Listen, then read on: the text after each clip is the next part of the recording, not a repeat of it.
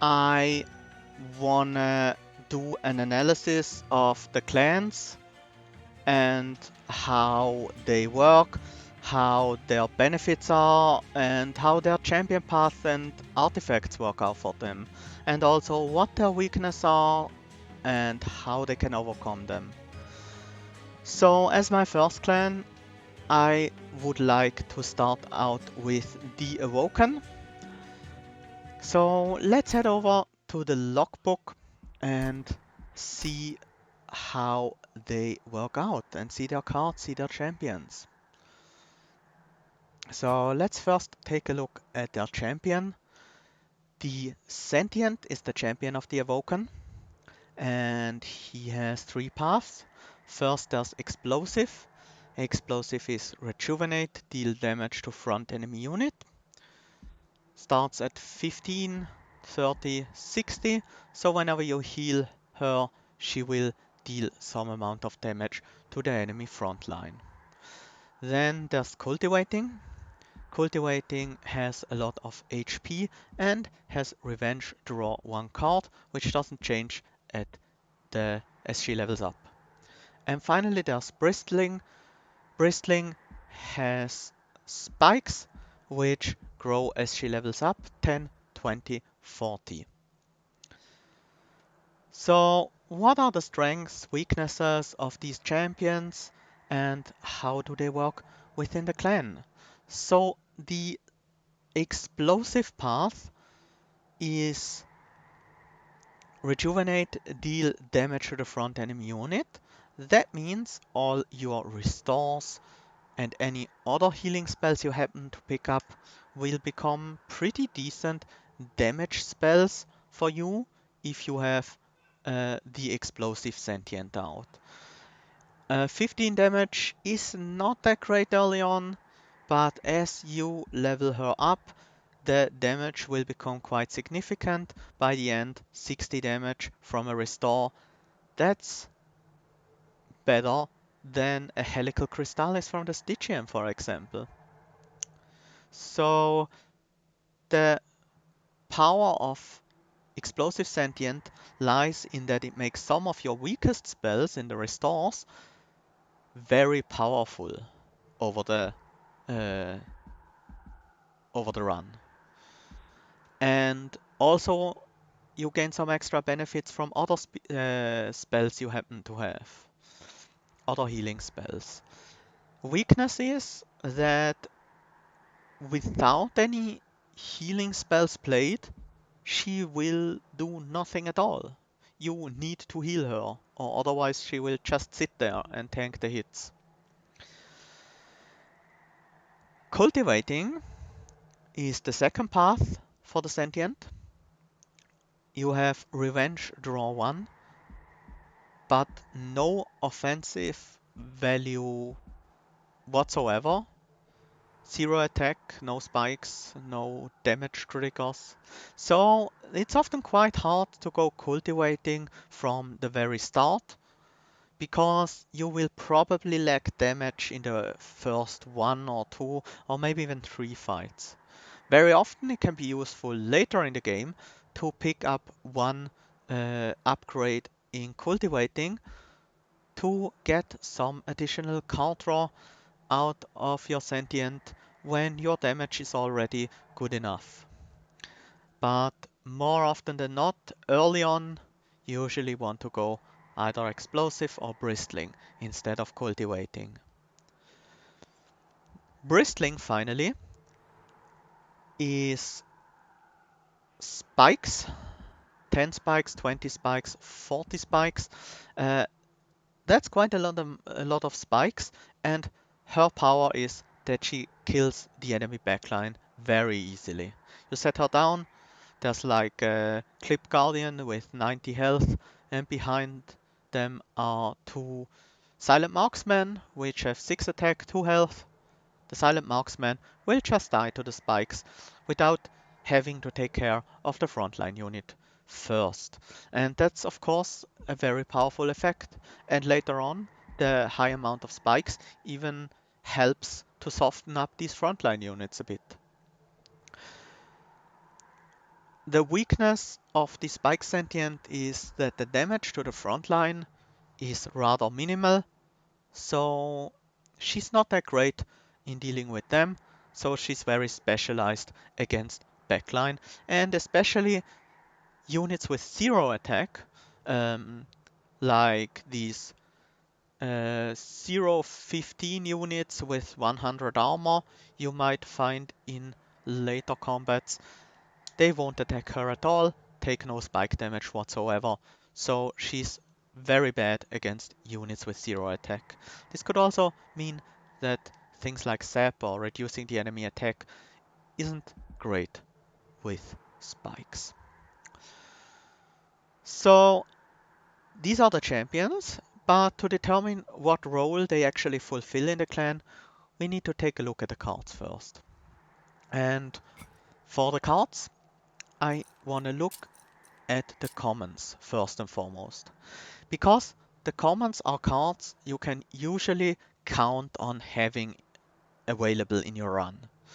These are common enough that you can usually count on them being available at some point in the run, while uncommons you might or might not find, and rares are more like the spice on top of your dish, because you will only get a very select few of these in every run, and they might or might not fit your build. So usually it's better to rely on your commons as your baseline and try building a deck that functions with whatever you happen to already have, plus a bunch of commons you can pick up later. So for the commons, we do have Sting as our first card. Sting is a zero cost spell that deals 5 damage to the front enemy unit and allows you to draw an extra card next turn. Now that sounds pretty good. It costs 0, it draws you an extra card next turn, so basically it's free. But that's not quite it.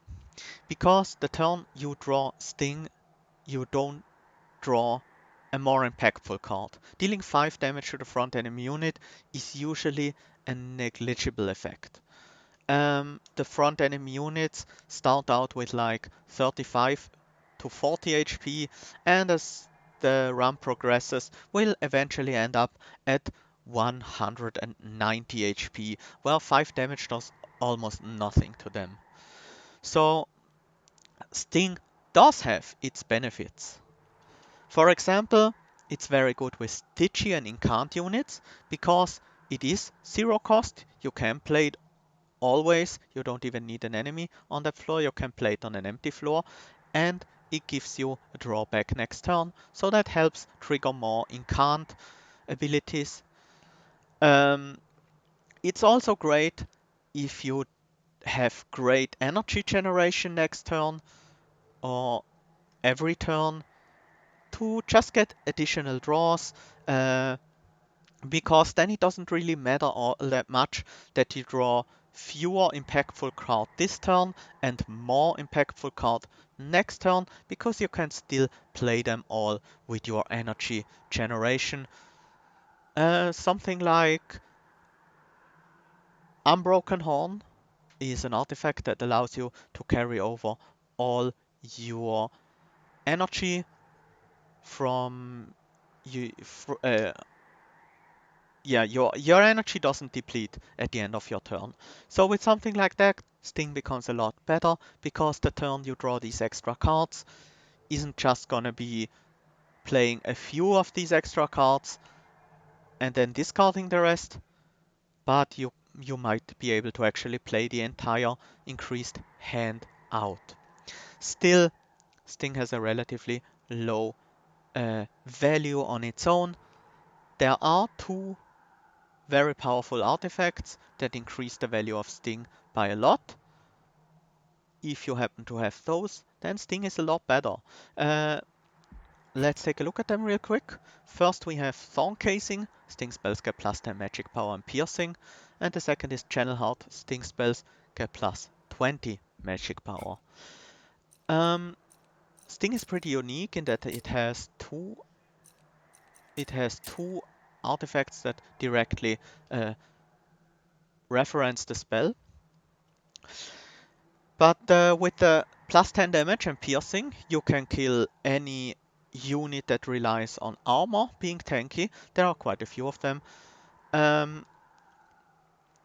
these units you can just kill off then with the piercing stings, and that's very nice. And 15 damage is not a bad amount of damage. With 20 damage, 20 magic power sting relic, these deal 25 damage, which is also quite nice. Then it's no longer a weak draw this turn, but get an extra draw next turn. Then it's an actually decent draw this turn and get an extra draw next turn, which is much more appealing. So next on, Vine Grasp. Vine Grasp I consider a relatively weak card on general, but it does have some unique uses. The most obvious use is having it just deal 3 damage to a vulnerable backline unit, killing that one off, and maybe that saves some HP on your frontline unit. Maybe it kills a target that would otherwise have gone to your pyre. You can even use it to kill collectors you might otherwise not be able to kill. So it does its job. It's just not very good at it. And we will see later that Awoken is the master of killing backline units. So Vine Grasp, while it can do that job, it's not very good at that. There are a few benefits to it that make it a little better, and that's move that unit to the front. Moving a unit to the front can help you ignore high armor, 0 damage targets. It can help you get a collector you might otherwise not get, and you can even use it to rearrange your own unit order, which usually is not that important, but there are cases where it can help. Still, that's a rather minor benefit, and for that reason, I don't pick Vine Grasp very often. Same goes for Sting, by the way. I didn't mention that. I rarely pick Sting unless I'm playing an Incant build with Stygian as my other clan. Glimmer. Glimmer is a very powerful spell in theory. It restores For 1 mana, it restores 2 health to all friendly units and deals 2 damage to all enemy units. While that might not sound all that exciting, if you add just a single upgrade for plus 10 magic power to it, suddenly it's 12 health to all friendly units and 12 damage to all enemy units. That's pretty exciting. Now, there are not that many situations where you actually want to heal your backline unit, so the health is mostly just relevant on your frontline unit, your tank, so to speak. And there are, as I've said before, quite a few ways of dealing with backline units in Awoken. Glimmer being one of them, of course. So still, very often you want something to kill the enemy backline units. You see a Glimmer, sure, it will do the job, and it will even heal your frontline tank a little bit. And in case you fight against enemy sweep units or an enemies with spike, the AoE heal is actually valuable. So I think Glimmer is a pretty reasonable pick often if you are looking for a way to deal with backline units mostly. The heal is a nice benefit, but you would usually not pick it for the heal. There is one very specific example though where Glimmer is a lot better than in other scenarios, and that is if you are going with the explosive Sentient. Now suddenly Glimmer also deals a bunch of damage to the enemy front line, and if you go explosive you usually won't have bristling, so the dealing with backline units becomes much more important because your champion doesn't just do that for you. So with explosive I will take a Glimmer gladly. Be very happy about it. Next up, Razor Sharp Edge.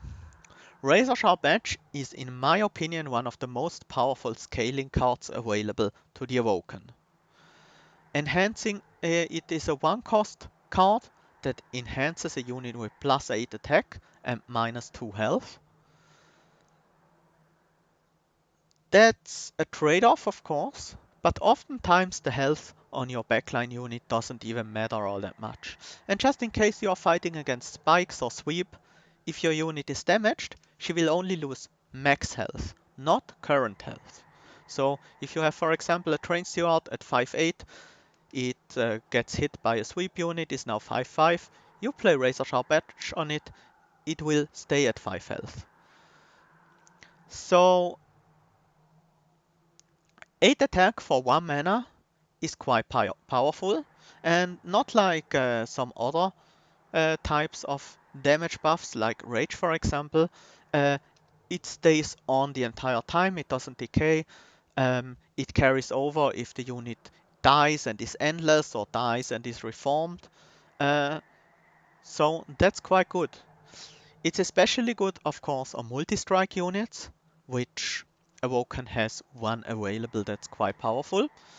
And I really like it, like to have one or two razor sharp edge in my deck, as long as the units I plan to buff do have a decent amount of health, maybe 10 health. 10 health is a good amount to play some razor sharp edges on them. Even you could even do it with like 7 health, but eventually the razor sharp edge will stop being useful on that unit and you need to find another target for it. There are a few other cards that increase health as well, and Razor Sharp Edge does work very well together with them. That said, the scaling of Razor Sharp Edge is very linear, it's a little bit slow, so while it might provide some scaling, don't count on it as your main way of taking out frontline unit unless you have something like a Dante with 5 multi-strike and then you get +8 attack on him and that's 40 damage. Then Razor Sharp Edge is obviously insane. But generally, it's a solid card that provides you some scaling, maybe the amount of scaling you need to keep up with the bosses to get strong enough by the time the boss comes around to actually beat them. So I do like having a Razor Sharp Edge or two in my deck, and sometimes I even hold over it and cost reduce it so I can play it every turn if my backline has enough health to do that. Next up, Restoration Detonation. It's a little bit more complex. It's a 1 mana card that restores 10 health to a friendly unit. Now, it deals damage to the front enemy unit equal to 5 times the amount healed. So in the ideal world, it heals 10 HP and deals 50 damage to the front enemy unit. That's amazing. That's a pretty solid spell. I would take a bunch of these every day. But there's a catch. Only actual health restored counts for the restoration detonation damage. Unlike something like Rejuvenate, which just need healing to happen, no matter whether there is actually any health missing or not, if the healing happens, Rejuvenate will trigger. Restoration detonation won't. It needs to actually have missing health on the target for it to do anything. So that shouldn't be a problem. Your units get hit every turn, basically, so you will have something to heal. Sometimes that's correct, but there are a few mechanics in the Awoken that make this not so good. Mostly regen.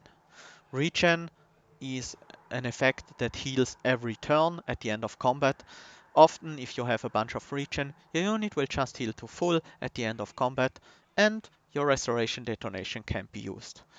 Also, restoration detonation can be used on the first turn of combat, usually, because your units will not have taken damage yet. So to kill the first wave of enemies, Restoration Detonation is a bit weaker. There are a few cards that play very well together with Restoration Detonation, and of course you can always use it to trigger the explosive Sentience Rejuvenate, so it's not a terrible card. It's just a bit situational. There have been runs where Restoration Detonation helped me out a lot because I was not relying on regen and I did need the healing and I did need the damage. And if that's the case, it's an amazing card. If you feel like your units, you don't have enough healing to keep your units up and you need a way to deal with front lines, Restoration Detonation can be a very powerful asset to you. So next up is Restore. You will always have 3 to 5 restores in your starting deck, depending on the Covenant level you're playing on. Early Covenant levels have you start with 3, and there will be more added around like Covenant level 7, I would say, and 15, I think, is the last added basic card. Restore restores 2 health and applies regen 1. It's pretty decent actually. It's not a weak basic spell. The direct restore 2 health doesn't matter all that much, but applying regen 1 means if you already have regen on this unit, you can stack it up more with restore.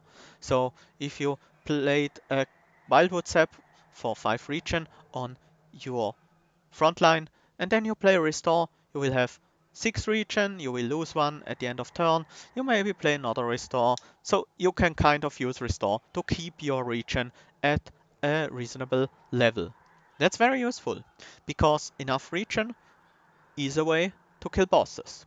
If you have enough regen, they will hit you, you will heal back to full, then you will lose 1 regen, and maybe you still have more regen than they have attack, and they still can't do anything to you, unless your regen goes below their attack. So if you just stack enough regen, the bosses won't be able to hurt you at all. And Restore is very helpful to just keep the regen up. The Restore 2 health usually doesn't matter that much, you might use it to top off a damaged unit, it's okay. But it does matter a lot if you are playing with the Explosive Sentient, because it triggers their Rejuvenate ability right now, and once again later when Regen triggers. So a single Restore can provide up to 2 triggers of Rejuvenate. It's also quite a lot better if you have any other Rejuvenate targets. There are some Rejuvenate units in Awoken besides the champion after all. If you are not relying on Regen or Rejuvenate, this card is garbage. Get it out of here as soon as you can. 2 health plus 1 at the end of turn will not do much for you. It will become useless by the time you beat Daedalus, and even before then it's not great. So if you are not relying on Regen, these should probably be your first cuts, because then they are actually very bad. If you are relying on Regen or Rejuvenate, leave these cards in until the very end. They are just fine, maybe even great. Next up, Steel Enhancer. Steel Enhancer, for me, is mostly a weaker Razor Sharp Edge. I use it mostly for the attack buff as well. It also gives health though, instead of reducing your health. That's a big upside, of course. Both give 6 stats in total, but usually the distribution of Razor Sharp Edge is more interesting to you, because attack matters on every unit, health only matters on your front line, for the most part. Now, where this thing shines is if you have it together with Razor Sharp Edge, because then you can give your squishy backline more health to use Razor Sharp Edge on. Other than that, it's still not a terrible card. Its scaling is a little bit too slow to have it actually be the way to deal with frontline units or even bosses, but it still can help out quite a bit, especially if you have multi-strike units, and you can always use it on your tanks as a pseudo heal if they are in need of that, because it does increase health after all. Um, I think I rate it kind of in the middle of the pack for commons. I would probably be more excited about a razor sharp edge or a glimmer most of the time, and very often even a restoration detonation. But it's definitely a very playable card, and if you get it as your starter card, you definitely aren't sad about that. But there's not that many times where you really hope to get a steel enhancer in your next draft picks. Unless you might need the health for a razor sharp edge. Okay, next up is Wildwood Sap. Now, Wildwood Sap is probably the strongest common Awoken has. Why is that?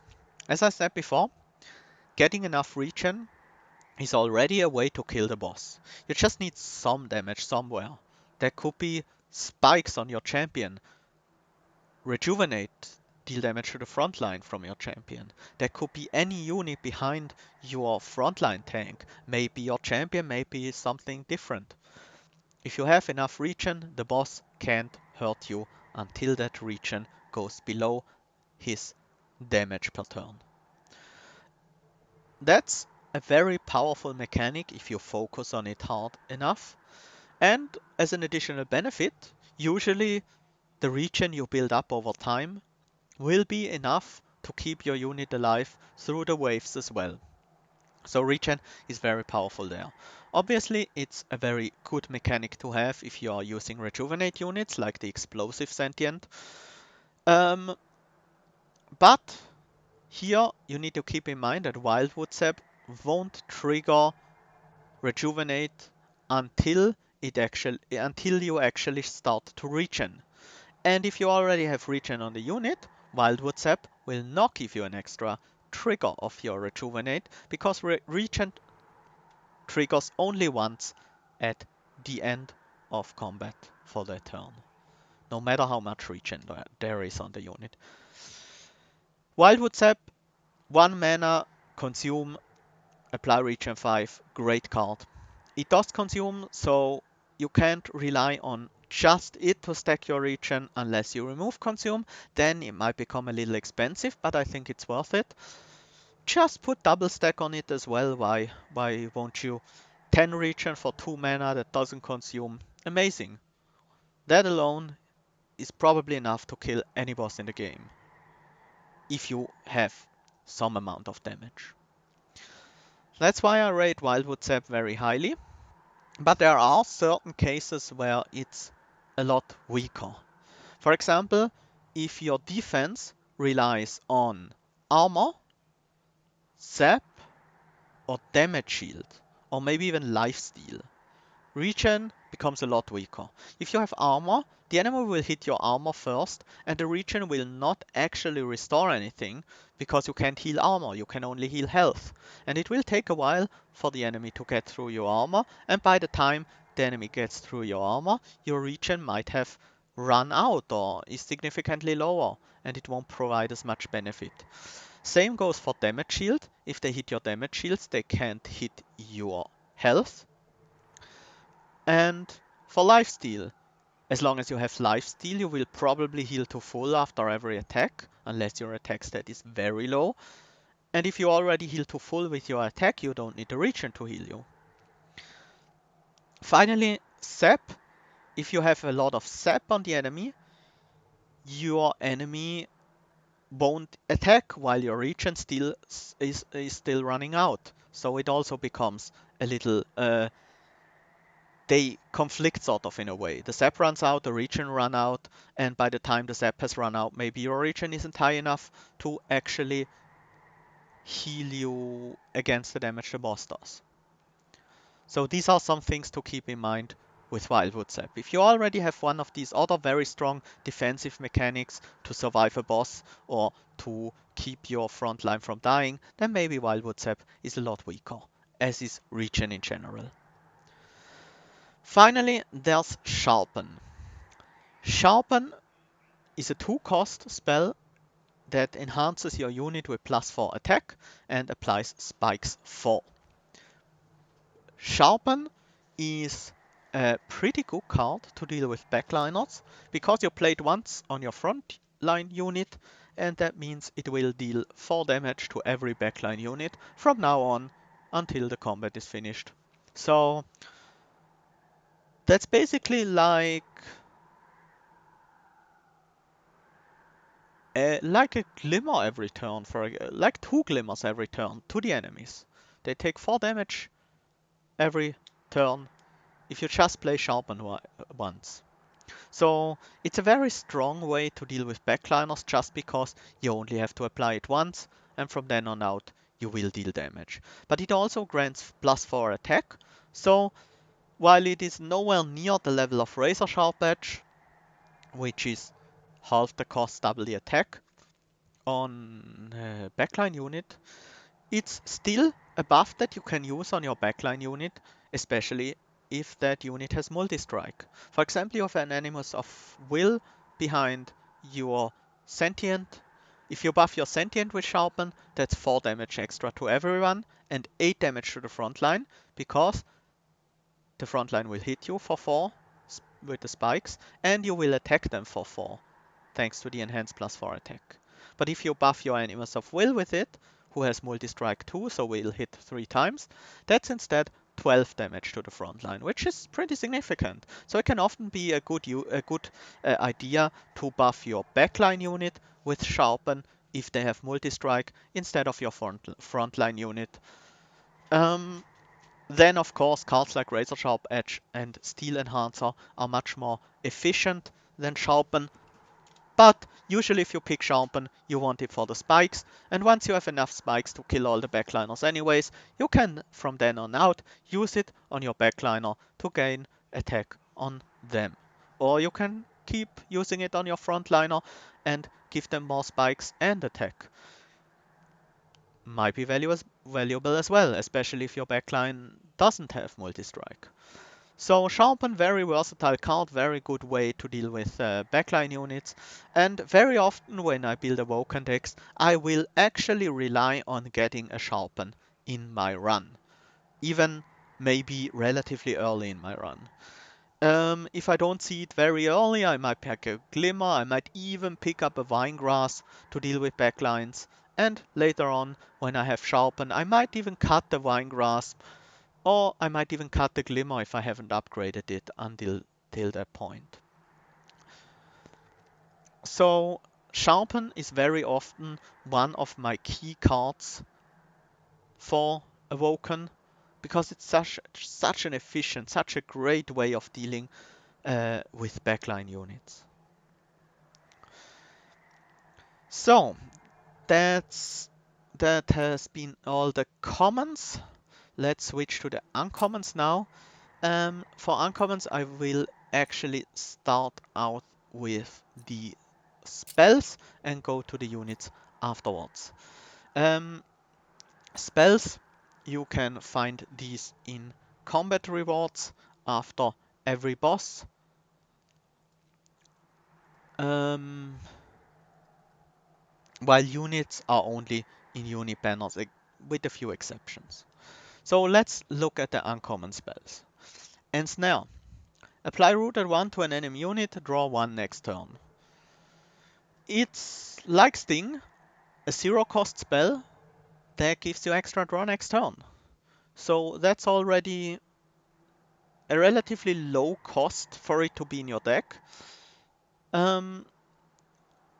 But maybe you would have liked to draw a more impactful card the turn you draw Ensnare instead of drawing it the next turn.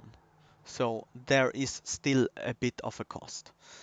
Applying Rooted to an enemy unit can be nice, especially if you are going for a spike focus build, because the unit will have to hit your spikes again if you root it on the floor your spike unit is on. You can also do some other things with it, but mostly spikes is where Ensnare shines the most.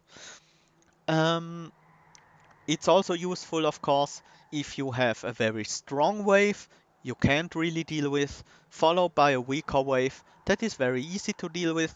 You can ensnare one of the units from the strong wave and keep it there a bit longer and maybe not have it go up to your pyre, because you might be able to deal with it and the weak wave that comes after it. But very often that is not the case, because in many fights waves actually get stronger over the time the battle goes on. So it might not help you there, but where it might help you is close to the end of the fight. You might be able to kill the boss on the bottom floor on the first round of combat, but there are still units that would reach your pyre before that. Maybe you can root them, keep them around a bit longer, and then when you kill the boss, they will disappear without ever reaching your pyre. Still, I don't think Ensnare is an amazing card. It's pretty good as well, again, like things in Stygian decks, where you only care about the incant trigger. A zero cost card that draws you a card next turn is basically a free incant trigger, and that's very strong. Um, if you go for spikes, it's also a decent card, but most of the time I wouldn't pick it very highly. Invigorating Solution. Zero cost, consume, draw +3 next turn. This card, again, zero cost, draws you cards next turn. But this card doesn't just draw you a single card next turn, it draws you 3. So it does have a cost once again. The turn you draw it, you could have drawn a card that had more immediate impact. But instead, you gain 3 more cards the next turn. I think Invigorating Solution is a quite powerful card, and I will often pick it up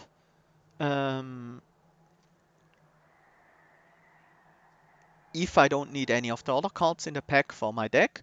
I will just pick the Invigorating Solution for the extra draw next turn. It might sometimes make you a little slower in setup, but it should usually make up for that with the much more powerful next turn. It requires, though, a relatively energy efficient deck, because a hand with +3 cards might be too much for your Ember to handle. You might draw 3 additional cards, but if you don't have the Ember to play them out, that only gives you more options that turn, not more pure power. Again, a very good card in Stygian decks, because all zero cost spells that draw you cards later on are good in Stygian incant decks. It's also often good in Umbra, because Umbra has turns where they have much more energy than other turns, and especially if they draw a lot of cards, you might draw into those cards that generate you extra energy and be able to play a very powerful turn. Other than that, I think it's generally just a solid card, and I rarely take the gold over it. I will usually take it unless I have something I want more than the Invigorating Solution. Next up, Preserve Thorns, another zero cost consume spell. This one adds 3 sting spells to your hand right now. And as we remember, Sting is a zero cost spell that deals 5 damage to the front enemy unit and draws you a card next turn. So basically what that means is Preserve Thorns does the same thing as Invigorating Solution the turn you play it. Because you get 3 stings, you play the 3 stings, each of them draws you a +1 card next turn, so you draw 3 more cards next turn. The benefit of Preserve Thorns is that you obviously get 3 stings out of it and deal some damage, especially valuable if you have sting artifacts or any other source of magic power for all your spells, like a Temperate Talisman that just gives +3 magic power to all your spells. Then I have already said Stygian benefits a lot from zero cost spells that draw your card. And this card is a zero cost spell that gives you 3 more spells to play, which each draws a card next turn. That's absolutely fantastic for any incant deck. And I will pick this all the time if my secondary clan is Stygian. Otherwise, it's not that good, and there is a downside to Preserved Thorns over the Invigorating Solution, and that downside is that you now have 3 stings in your deck. That might be not that much of a downside, but it is usually enough to make me pick Invigorating Solution over Preserved Thorns in decks that don't have sting synergies. But as with Invigorating Solution, I will very often pick the Preserved Thorns if there is nothing else in the pick I want, and I will very rarely take the gold over it, because it's just a draw acceleration for the next turn for me. And the downside of having stings in the deck, because they are in your discard pile then, only starts to matter after you shuffle your deck next, after you drew all the card and shuffle your discard pile back into your deck. Only then will the stings in your deck actually start mattering. So this can help you set up faster by accelerating your draw through the first cycle of your deck. Next up, Engraft. Engraft is a very interesting card. It costs 1 energy, it restores 1 health, and it gives back 1 energy, and it gives back 1 draw next turn. So, same goes as for any 0 cost draw 1 next turn card. It's great if you have spell synergy. This card is not 0 cost, but in practice it is, because you gain back the 1 energy you spent on it. You can also obviously cost reduce it, and then it's actually energy positive. It gains you 1 energy for 0 if you put a single Ember Stone on it. Now, restoring 1 health seems like a very minor effect. Why would you want that? There's mainly 2 reasons. First, Rejuvenate triggers. Rejuvenate triggers can matter a lot. They can be as powerful as deal 60 damage to the front enemy unit with the final form of the explosive sentient. And a 0 mana deal 60 damage to the front enemy unit card that draws 1 next turn is like a super powered sting. That's pretty good. A sting with the power of something like a Crypt Builder. That's a 3 cost card usually, given with ways to play it for free instead. But Engraft is always free. And if you cost reduce it, it will even give you give you Ember instead of costing you. For the very same reason, Sting and Ensnare is good with spell synergy. Engraft is obviously good with spell synergy, and I might sometimes pick up an Engraft even if I have no spell synergy, and that is for the reason that you can add magic power to it. With magic power, it suddenly becomes a significant heal. Just have magic power and restores 11 health for 0 mana and draws your card next turn. That's fair, that's pretty good. You can also cost reduce it and use it to gain energy, even if you don't intend to use it for rejuvenate or spell synergies or anything like that. So it has a few ways of being useful. One problem with it is that it's very low impact. Having an Engraft in your deck often doesn't really make your deck much stronger. So unless you're relying on spell synergies or on rejuvenate, it's not that great of a card to pick up. And while it's rarely a bad card to pick up, very often there are better cards you could pick, and maybe it's even worth taking the 10 gold over it sometimes. But definitely, if you have any synergies with spells, with healing, then Engraft is amazing. Next up, Pyre Shards. Pyre Shards, 1 cost, consume, apply, spikes 4. For the very same reason I like Sharpen, I like Pyre Shards as well. You can just put it onto your frontline unit, and from that point onwards, it will just deal 4 damage to anything that hits it.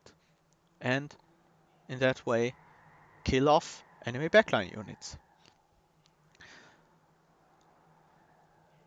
It does consume, which is often not a bad thing. Oftentimes, after you have applied your spikes, you have enough spikes on your unit to kill the backline units, and you're good. You don't need more spikes, and you're actually happy this consumed. Um, yeah, there's not much more to say about this card. It's just a general good way of dealing with backline units, and uh, you can even take it if you already have a way to deal with backline units. If you have something that benefits from spikes, there are a few cards and artifacts in Awoken that actually amplify spikes, and if you have any of these, Pyre Shards becomes quite a decent damage buff. Other than that, by itself, it's just +4 damage for 1 cost.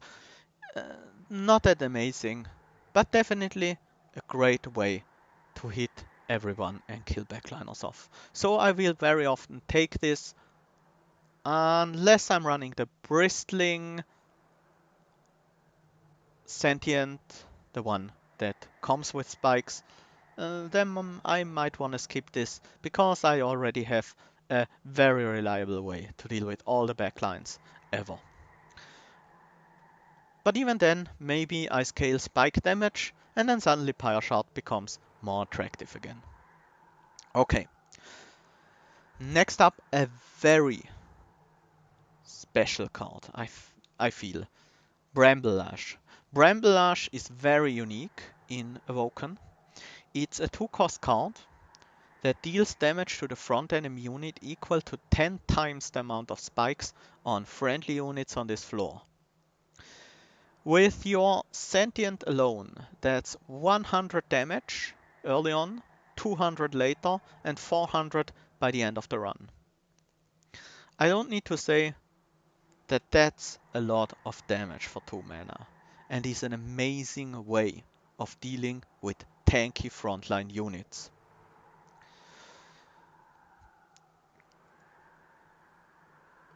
It is 2 cost and it only hits the frontline, but it does make up for these downsides with its amazingly high damage. Um, if you are running the Bristling Sentient and see a Bramble-Lash, it's usually correct to pick it up, because after all, Bristling Sentient isn't great at dealing with tanky frontlines, and Bramble-Lash is amazing at dealing with tanky frontlines. So it's often a very good fit.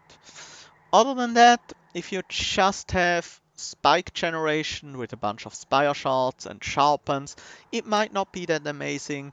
It depends a lot on how reliable you have your spikes early on, by the time you draw Bramble-Lash, and how much spikes you can actually stack. It can still be a decent spell, even if you only get to like 8 uh, stacks of spikes.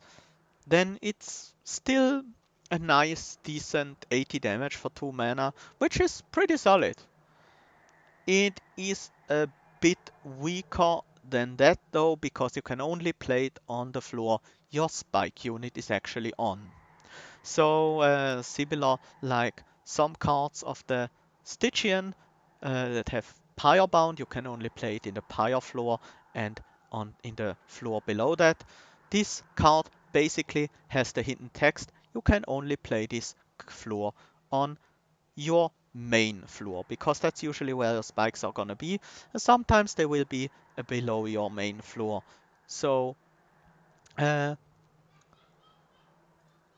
yeah, it does have this restriction that you can only play it on one floor, but in turn it can be very powerful to deal with frontliners that way.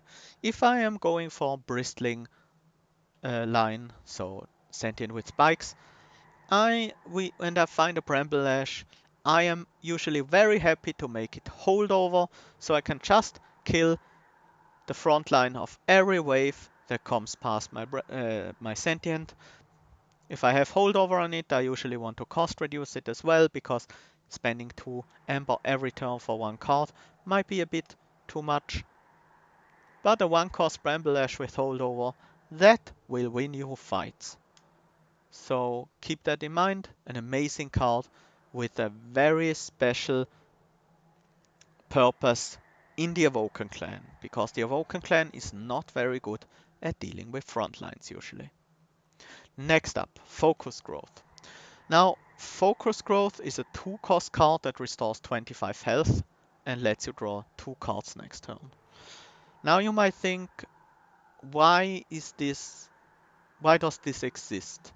It's a heal. We do have a bunch of other heals.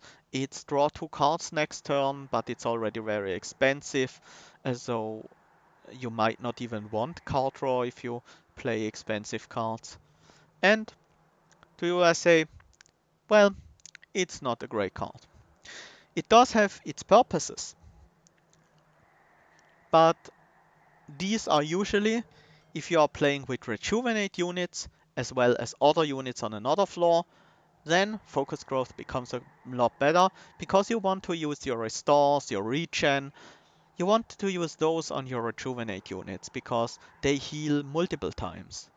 Focus growth only heals once, for a lot though, so it's a decent way to keep up your other floors while you still play your restores and wildwood saps and things like that onto your rejuvenate units, and you can use focus growth to heal up another unit.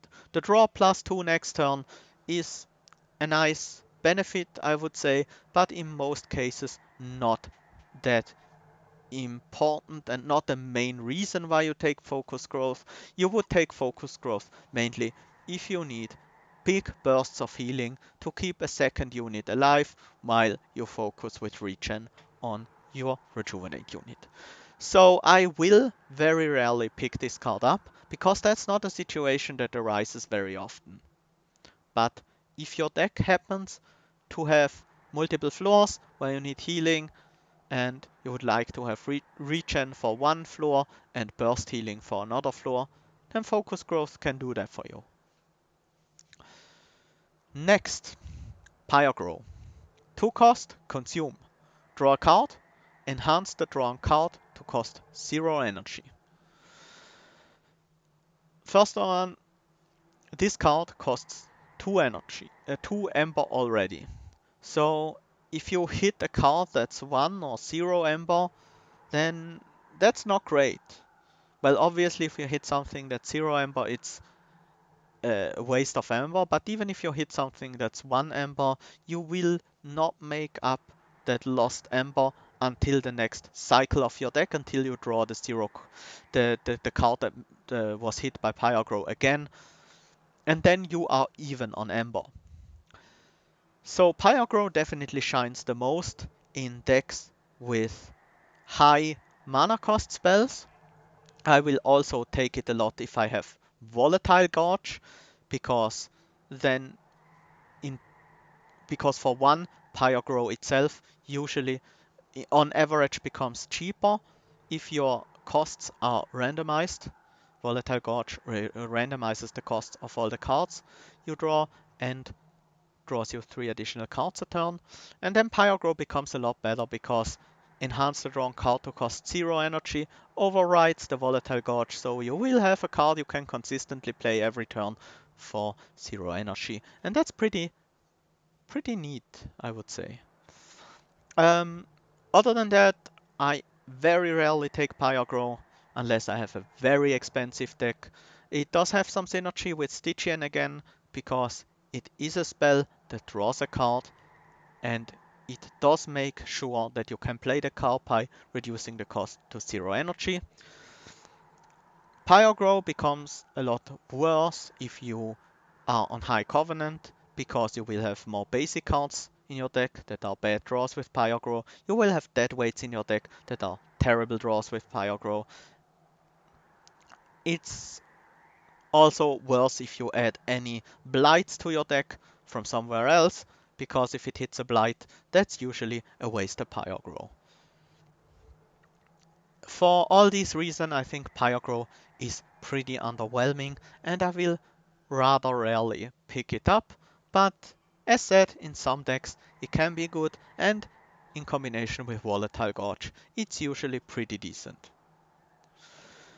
Next up is Restoring Retreat. It's a 2-cost card that descends a unit and restores 10 health.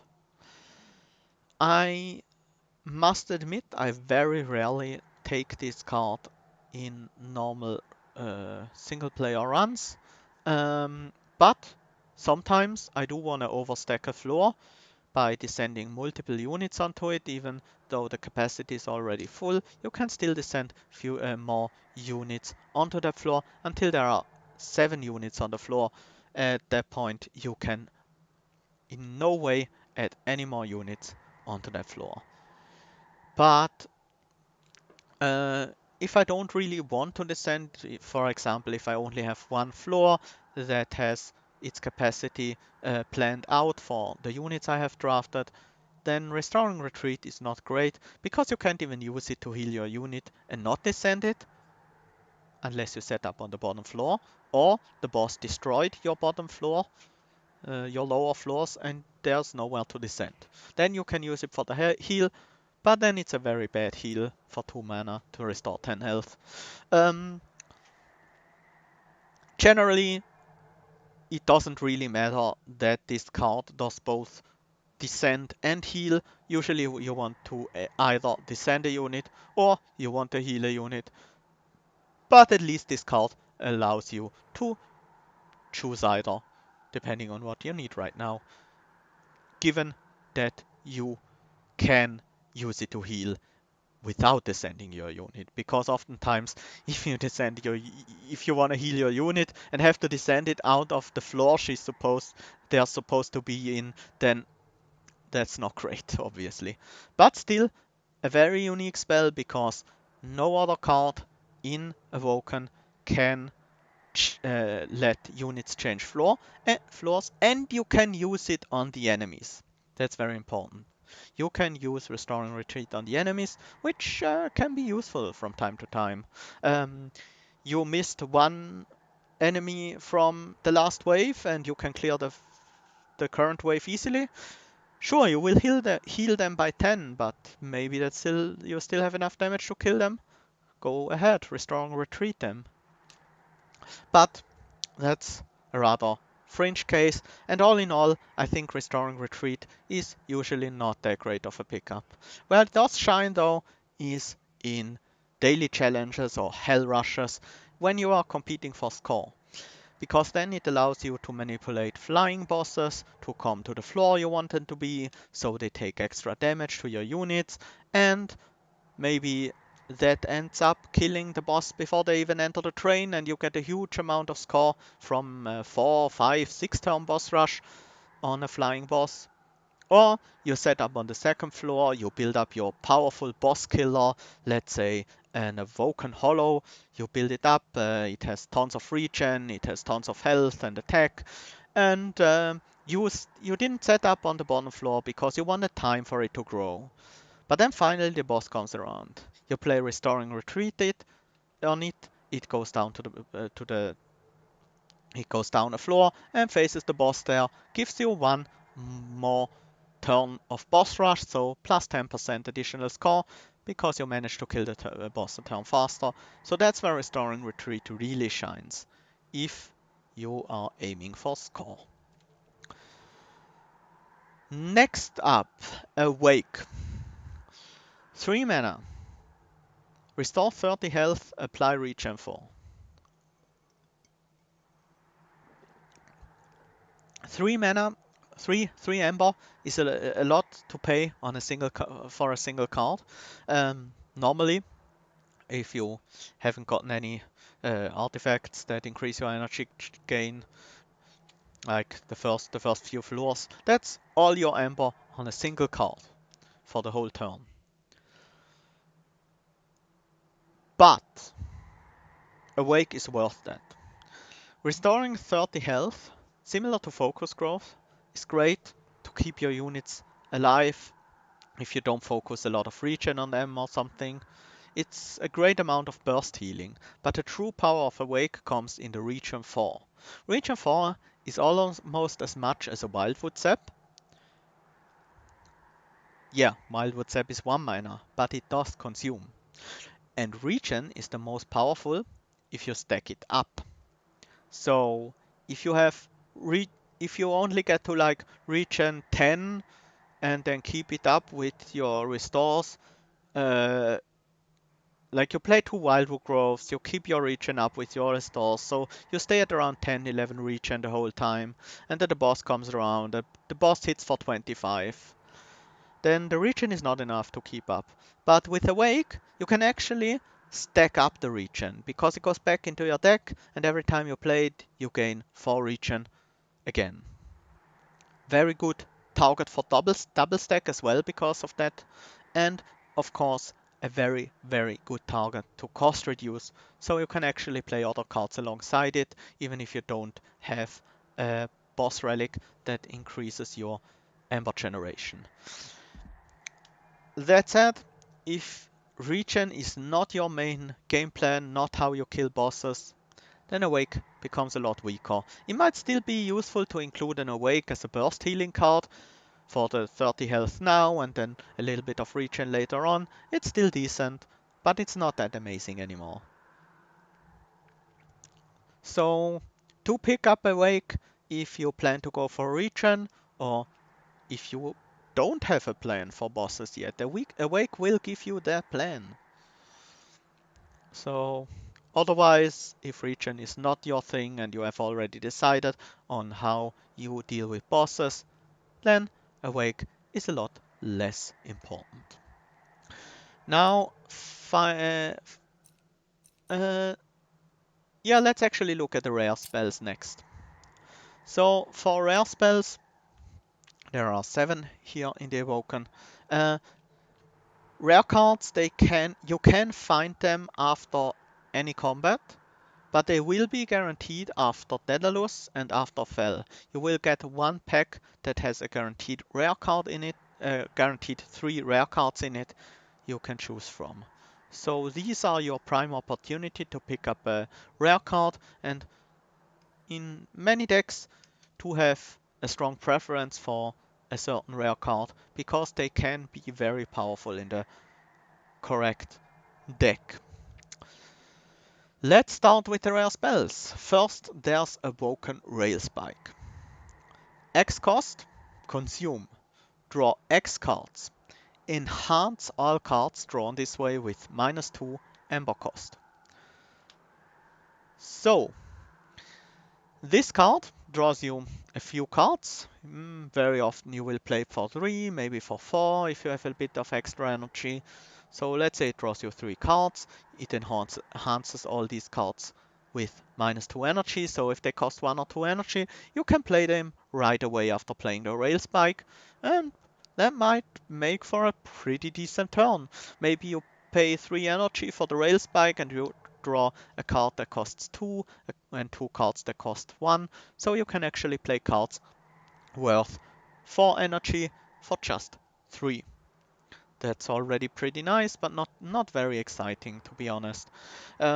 If you are looking for a lot of draw or you have a lot of energy, then Awoken Rail Spikes become a lot better, of course.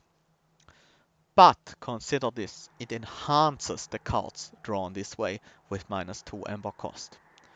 So that means they will be reduced in cost for the rest of the combat.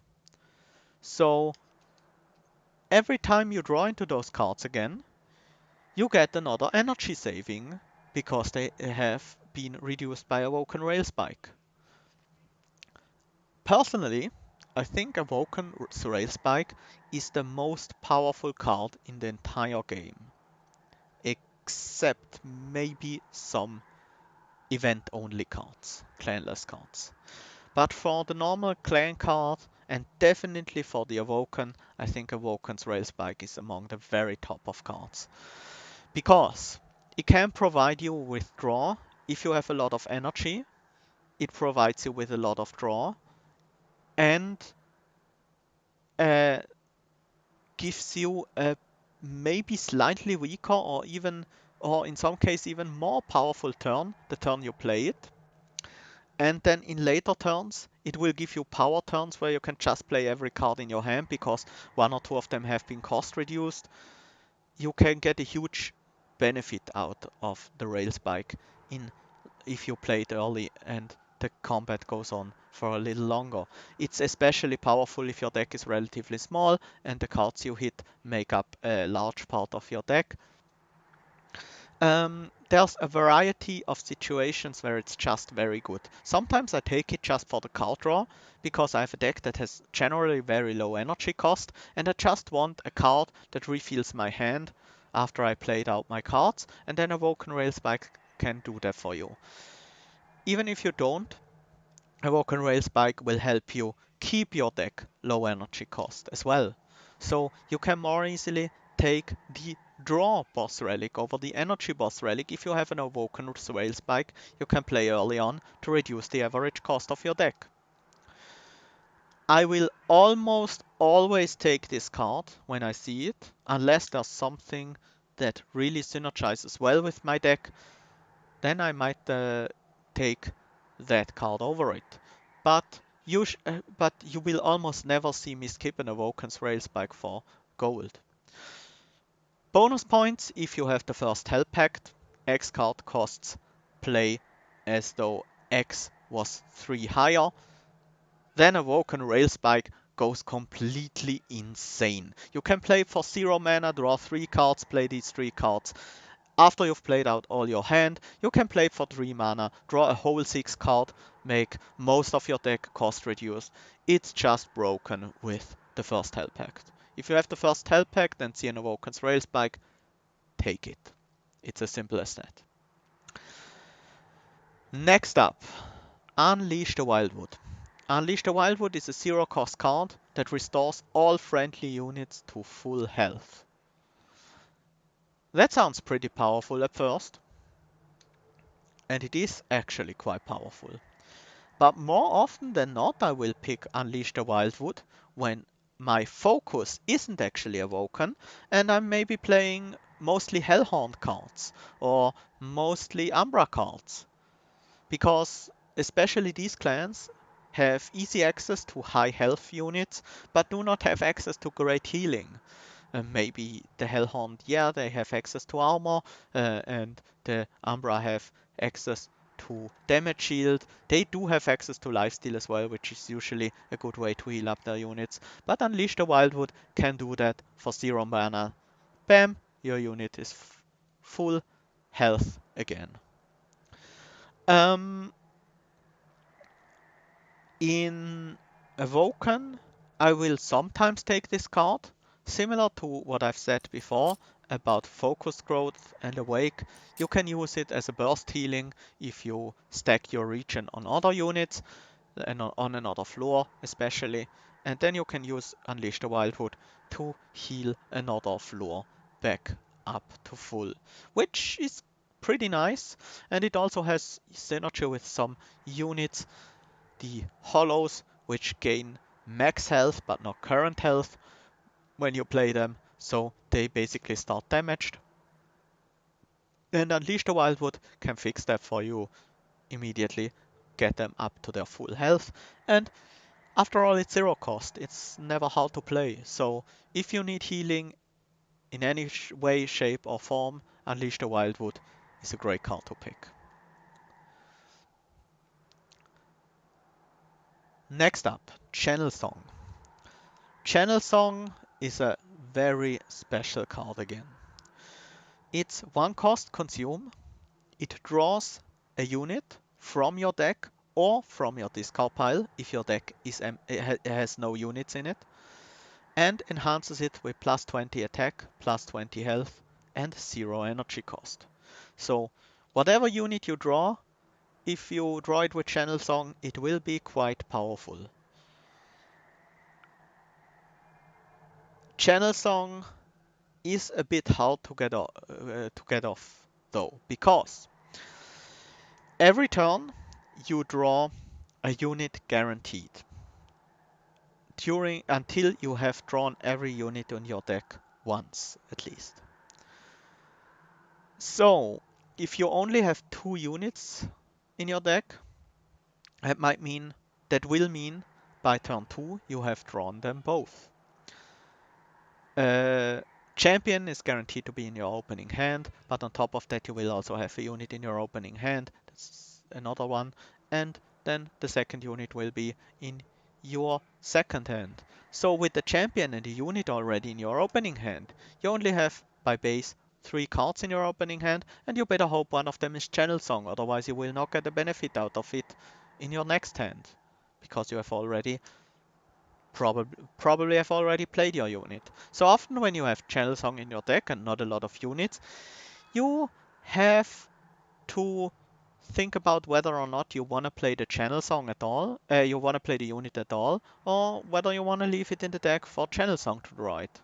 Also, if there's Train Stewards in the deck, chances might be you draw a Train Steward with your Channel Song, or even worse, potentially a Drag if you are playing with Remnant as your second clan. And these are not that great to buff with Channel Song. There are a few other cards that are not that exciting to buff with Channel Song, like Channelers or things like that. But all in all, Channel Song can be a very powerful buff on a unit. 1 mana for +20/+20 and remove the energy cost on the unit. That's actually great. So that said, where does this card work well? Well, if you have multiple units, of course, then it works very well. If you don't mind waiting on your first or maybe second unit to draw and are fine with drawing them with Channel Song later, then it's obviously great. If you have units that benefit a lot from these stat buffs, like a multi-strike unit for example, then it might be worth waiting until you can play Channel Song. So these are all very good ways to make use of Channel Song, but more often than not it will be hard getting a Channel Song off, and it can at times be pretty difficult to benefit from Channel Song if you want to set up as soon as possible. So for that reason, Channel Song is not that great in many decks.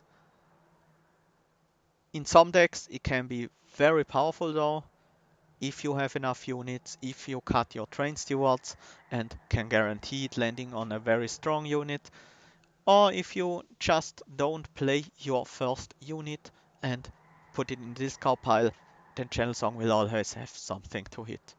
But some decks just can't do that. They need to play their units to deal with the waves that are coming into the train and can't wait for the Channel Song to show up. But some can, and then Channel Song is great. Next up, Wildwood Tome.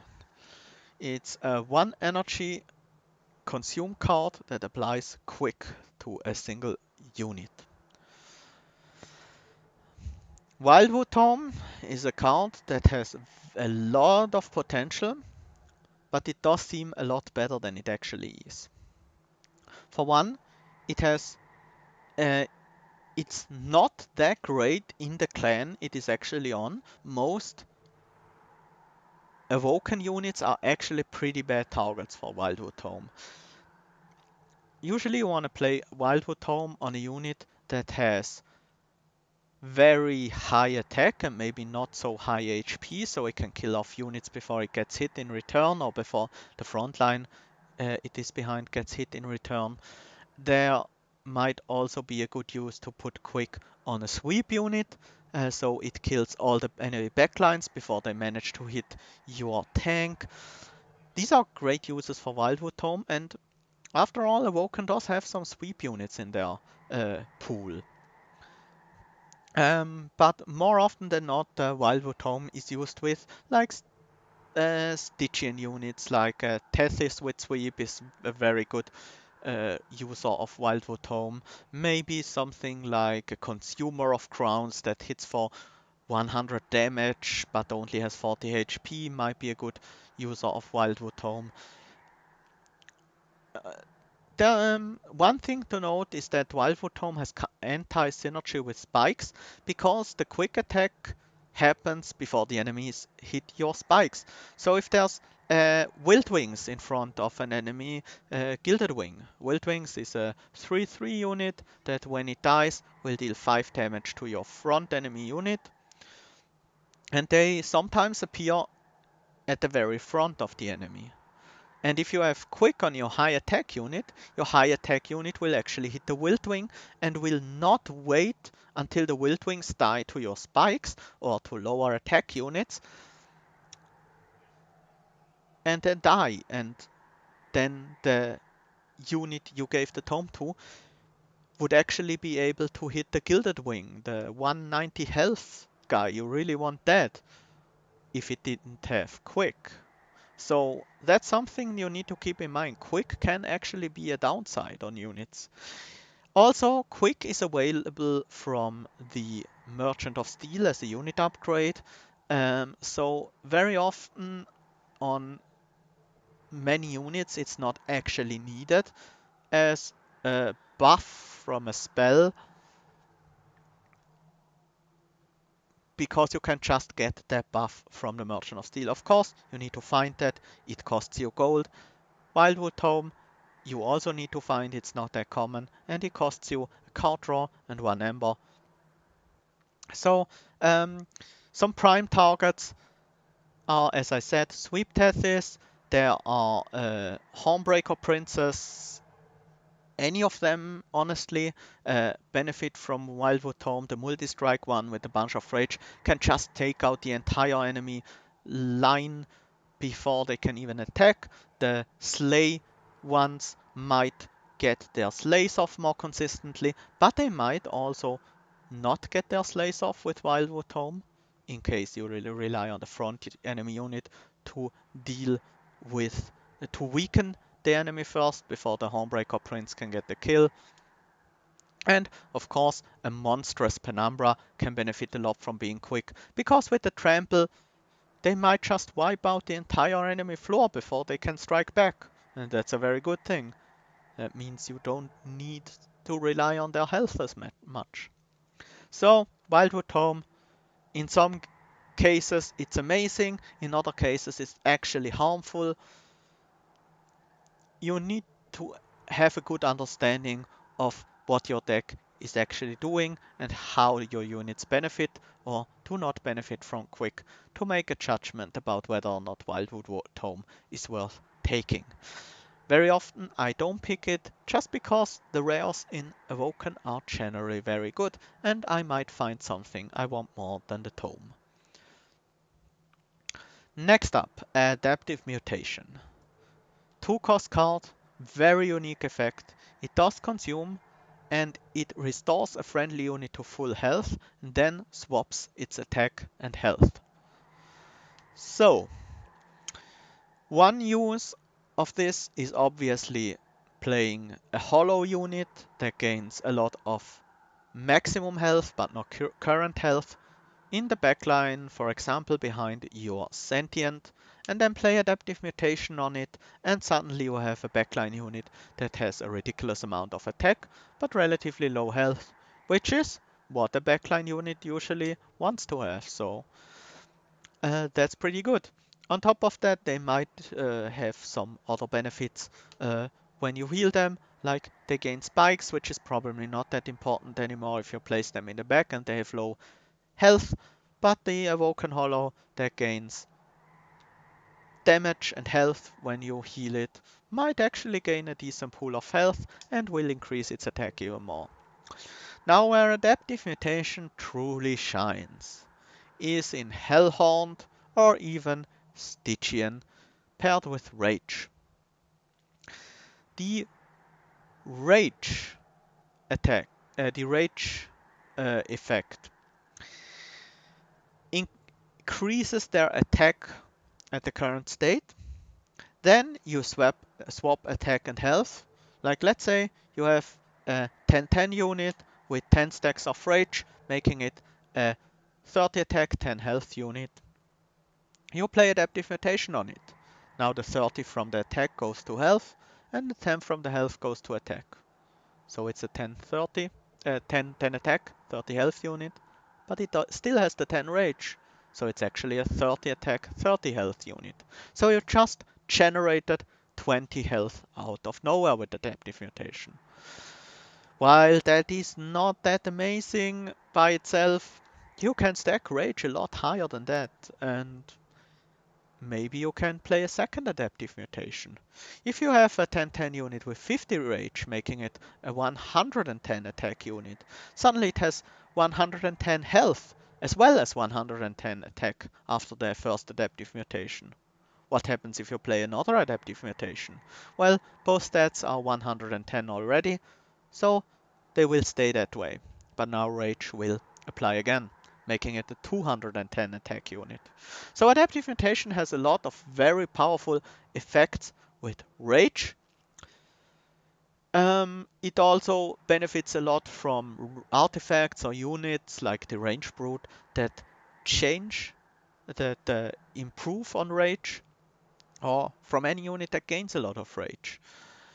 It's a bit weird to have a card that focuses mainly on rage in the Awoken, but as said, it does have uses in Awoken itself with the hollows.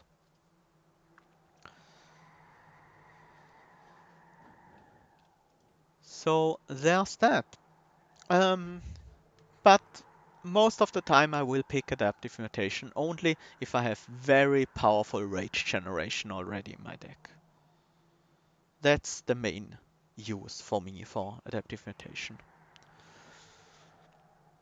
Next up, spreading spores. The infamous spreading spores. Everyone who has played the open beta of this game a lot will have seen this card ad nauseum, killing bosses, killing backlines. It's a very powerful card. You pick it instantly when you see it. Wait a second. Do you? What does this card actually do? It gives you regen and it gives you spikes and it dilutes your deck with more cards that give you regen and give you spikes. So it is a powerful boss killer because it allows you to stack regen. It's a very powerful boss killer even. A single spreading spores, let's say cost reduced by 1, can already be enough to beat most bosses in the game with a unit that has enough health to survive their attack and regen back to full. The spikes will deal the damage, the regen will heal them up. Sure. It also deals with backlines. Backlines die after a bunch of spreading spores on your frontline unit, and it will keep the frontline unit alive. So no doubt it's a very strong card because it's simultaneously a single card boss killer and a way to deal with backlines. Well, to deal with backlines it is a bit slow. 2 spikes will not always be enough to kill a backline, and you need to draw into the copies of the card that you add to your discard pile, so you will need to draw through your whole deck first before you actually stack up enough spikes when you uh, when you just have spreading spores for that. Of course, holdover can accelerate this process a lot, and double stack as well. But these are pretty expensive upgrades and they have a lot of other good targets. But if you have spreading spores, you you want to put them on this card because it duplicates, and so it basically duplicates the effect of these upgrades. But if you already have a great way of dealing with bosses and dealing with backlines, spreading spores doesn't really do much for you because the damage it adds to the front line is very negligible. It's 2 spikes, a cast, that's not really gonna kill a frontline unit like a Gilded Wing with 190 health. So if you are looking for a way to kill bosses, keep your unit alive, and maybe help with backline killing, spreading spores is actually as good as they say. Now, Awoken has very good ways of killing backlines. We have seen a lot of cards that add spikes. We have seen Glimmer. We have seen the champion that has spikes. So oftentimes when you're playing Awoken, you don't really want Spreading Spores to deal with backlines, you want it to deal with bosses. But we do have other cards that give regen as well. We do have Wildwood Zap, we do have Awake, we even have our basic restores, which only give one regen less than Spreading Spores by base. And Spreading Spores costs twice the amount of energy. So Spreading Spores isn't even that great in applying regen compared to other Awoken cards. So I think Spreading Spores, while still a very good card because it's a single card boss killer, you can put Spreading Spores in your deck that has no idea how to kill bosses, and suddenly it will have an easy time killing bosses.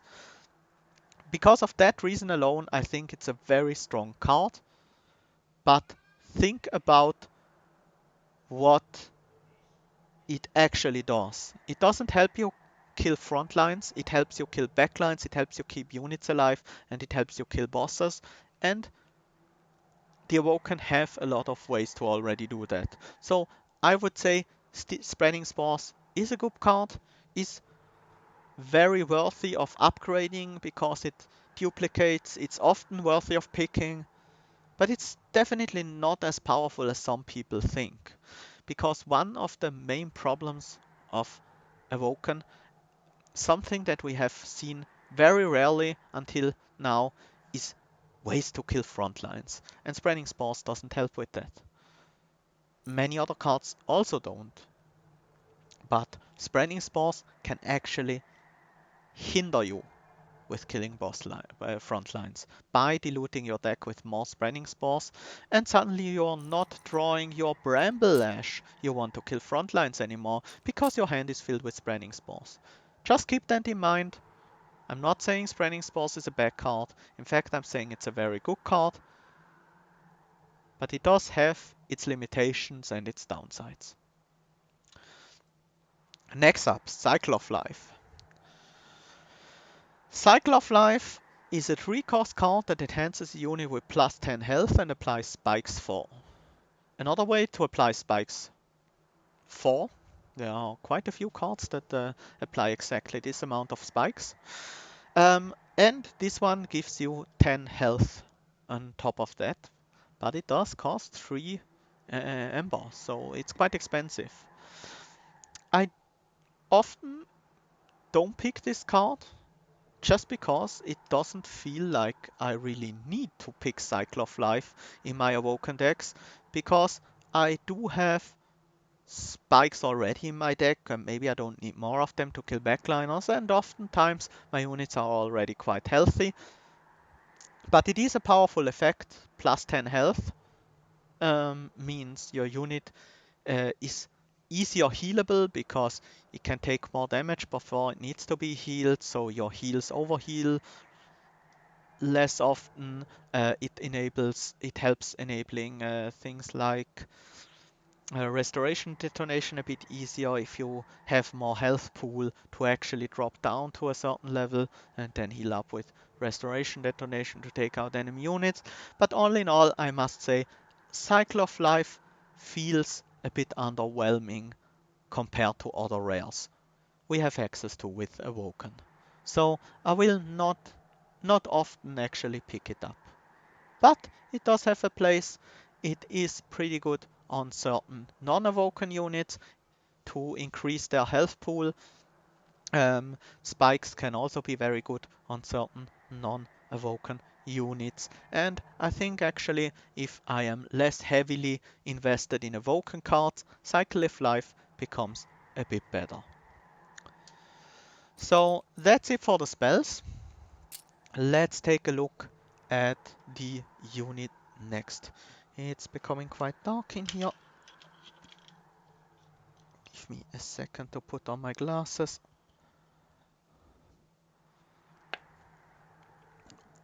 Okay, back to the topic. Let's start with the uncommon units. There are actually no common units in Awoken, and there are only uncommon units. So we have two of these units are not actually in the unit banner pool. These are in the spell pool. Now, every time you you win a combat, you get to pick a card from each of your clans. You see 3 cards. These are all from the spell pool. They may contain units. They don't contain only spells. Wildwood, Custodian, and Edge Prior are some of these units these cards can contain, while these cards from bosses cannot contain the other units you see here. Animuses, Hollows, and the Husk Hermit or Shattered Shell cannot be found after winning a combat and getting these card picks. They can only be found in unit banners. Let's start out with the Animus of Speed.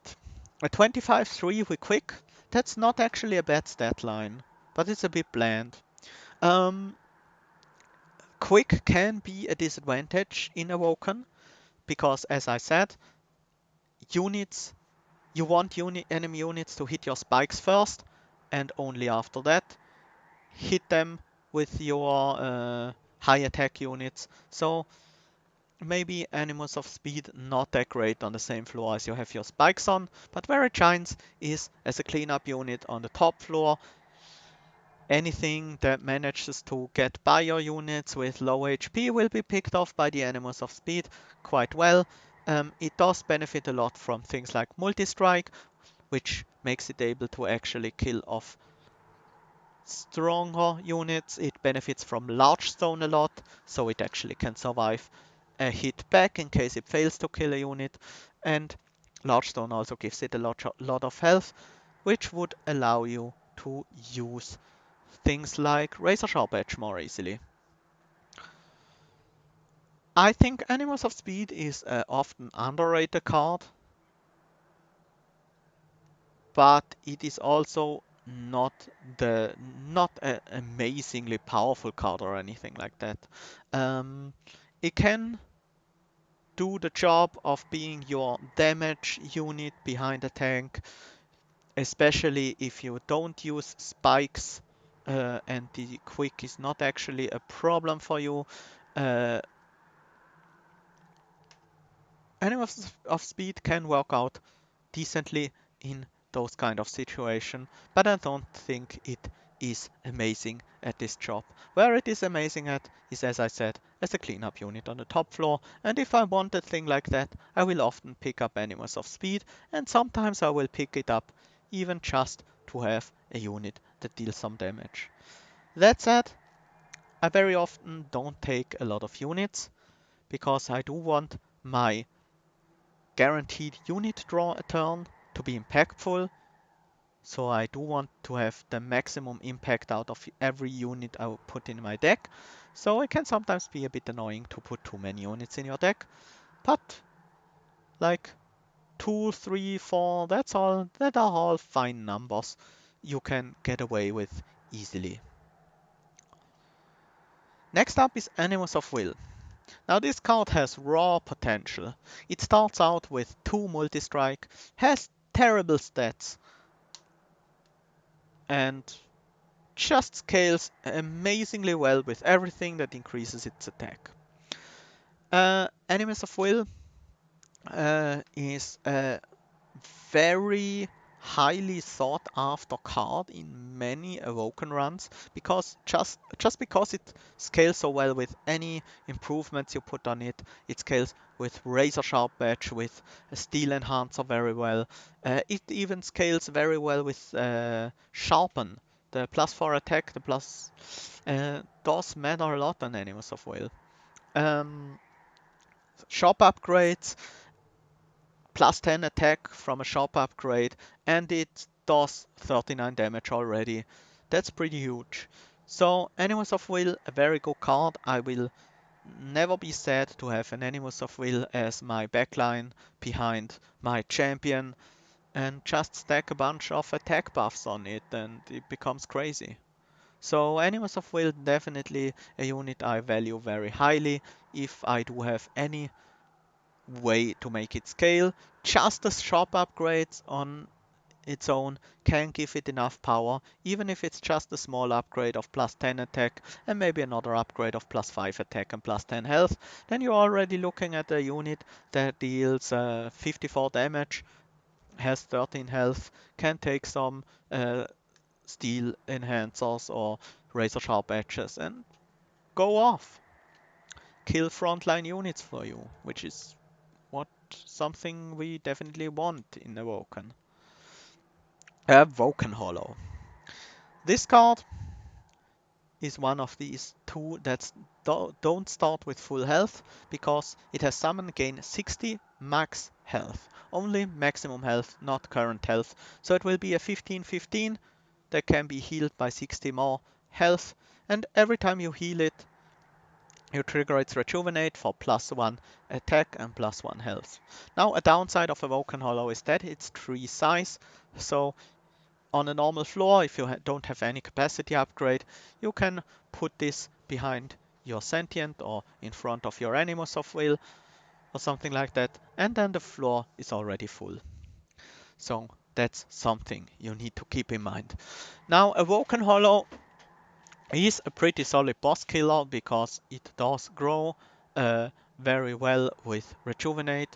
Um, it will take some time before it actually has a solid attack, but if you stack Regen on it, it will grow by +1/+1 every turn, and every time you play a healing spell on it, let's say Restore or an Engraft, then it will grow by another +1/+1. So over the course of a combat, it might easily grow by like +25/+25, and that's not terrible stats, but that's also not that amazing, unless you can make use of its huge max health, because by itself, having been uh, without having any rejuvenate trigger, you play it, it's a 15-15, but it has 75 max health. So if you have something like Unleash the Wildwood that heals all units to full, you can play it and then you play Unleash the Wildwood and you have a 76 health unit because you trigger its rejuvenate with the Unleash the Wildwood after all.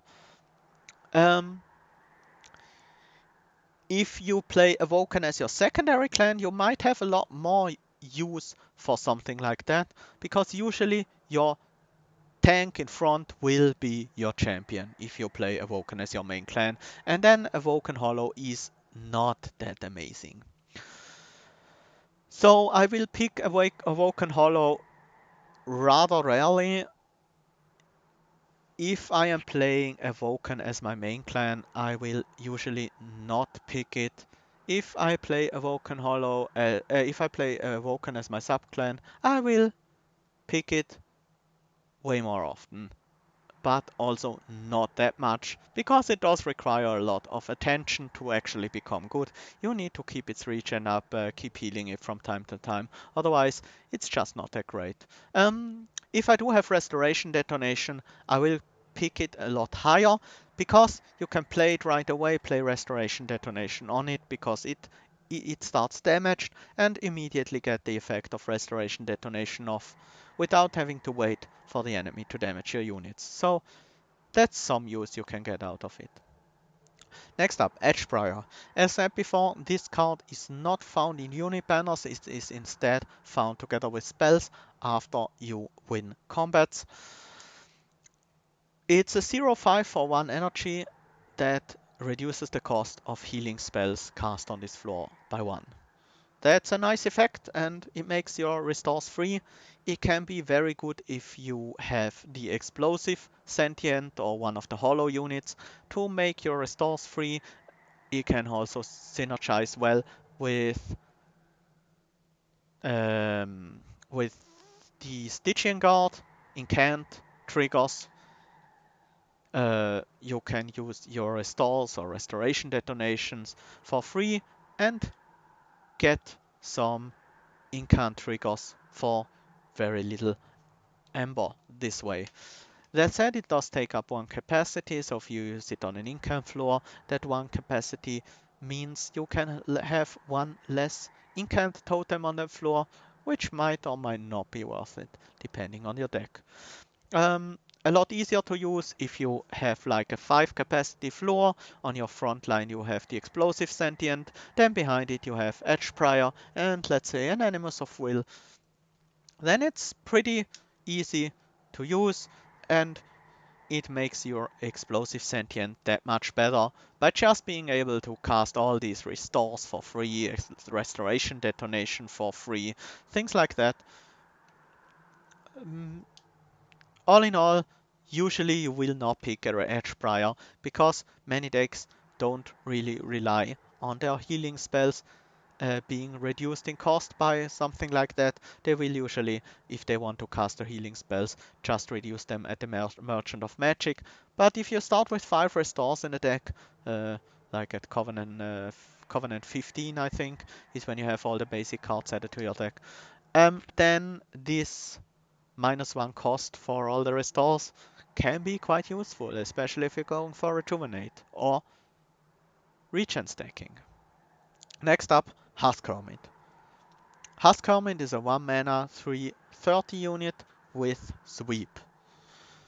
That's not all that exciting, but it does its job. It kills backline units. That said, usually spikes are a better way to deal with backline units, but it does have one major benefit, and that is the fact that it can get quick from a shop upgrade or even uh, from a tome, from an Awoken tome, uh, Wildwood tome, I think it's called. These are great ways to make Husk Hermit shine. It probably will need a little attack buff, be it a shop upgrade or a razor sharp edge or something. But once it has a 10 attack, sweep and quick, it will usually just kill all enemy backlines before they even manage to do anything at all. It does have 30 health, so it usually doesn't die immediately to spikes. You can use it early as a frontline unit, just tank the damage and then kill all the backlines in return. That's only gonna be good very early on, but maybe later on you found quick and you found some attack buffs, and it can be your backline killer without having the enemy's attack. Obviously, if you go with Thorns, Sentient, the Bristling Path, then Husk Hermit is much less needed because you already have a way to kill all the backline units, and you much rather get something that does a little bit more damage to frontline units. Um, if you go with Explosive or Cultivating Path, then Husk Hermit becomes a lot better. But still, most of the time, you prefer spikes as the way to kill the backliner in Awoken. So Husk Hermit is only a secondary unit in this case. You mostly want it if you don't find spikes or for some reason you don't want to use spikes. There are certain cases where that might be the case. Next up, Shatterachel. Shatterachel is another 1 mana 2 capacity sweep unit with 3 attack. This one only has 10 health, but it has Slay, gain +2 attack, which makes it a little bit different. You don't want this to be in the front line, you don't want to use it against spikes, it's worse against sweep, but if you do get it to kill most of the enemy backlines, then by the time the boss comes around, it will actually have a somewhat respectable amount of damage. The damage growth usually doesn't matter during floor combats. It will help a little bit on dealing with later frontline units, which is nice, but mostly where it shines is on boss combats. So if you want something that does clear off the backline, similar to a Husk Hermit, but actually helps in boss combat, then Shatterachel can do that job for you, with the downside of it being a lot more fragile than a Husk Hermit. Once again, usually better to rely on spikes to take out backlines, but if you don't have spikes or if you do want something that has a little inherent attack growth for some reason, then Shattershell isn't terrible.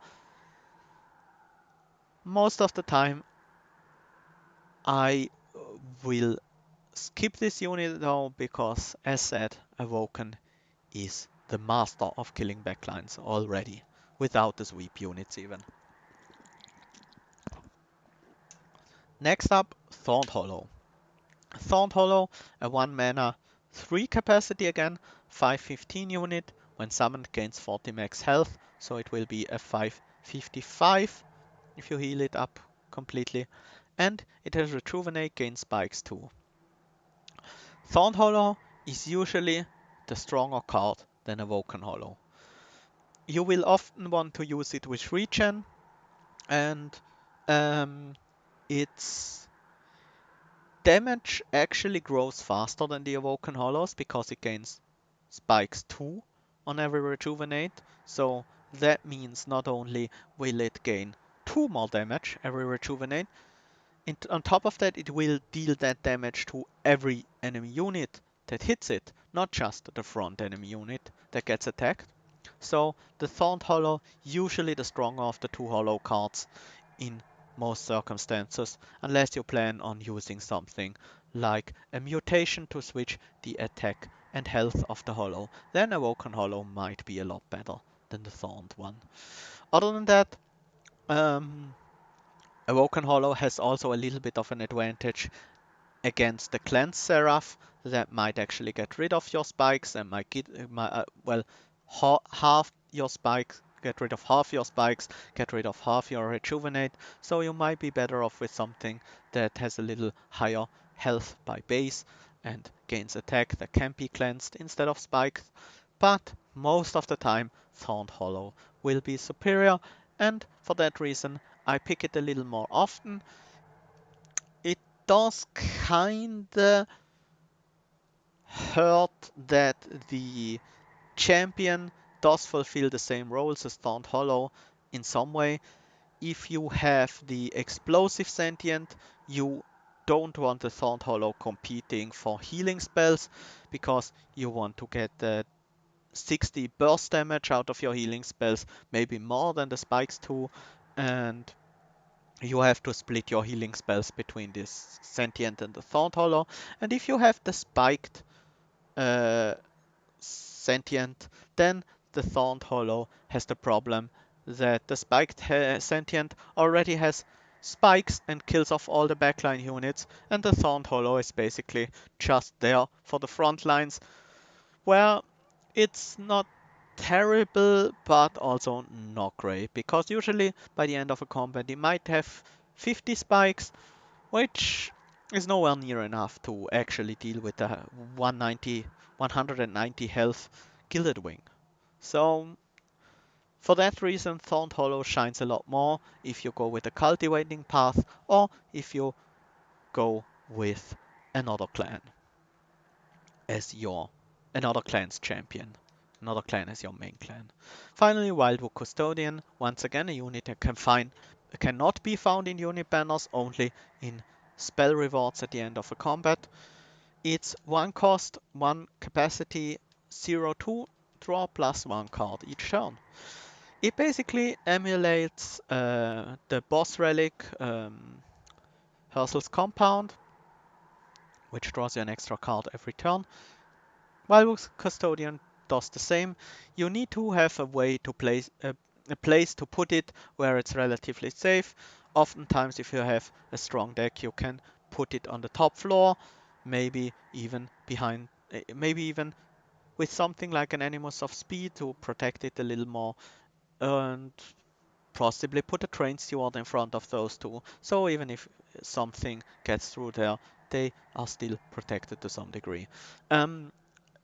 Anyways, I do like Wildwood Custodian if I don't mind it taking up a capacity on a different floor.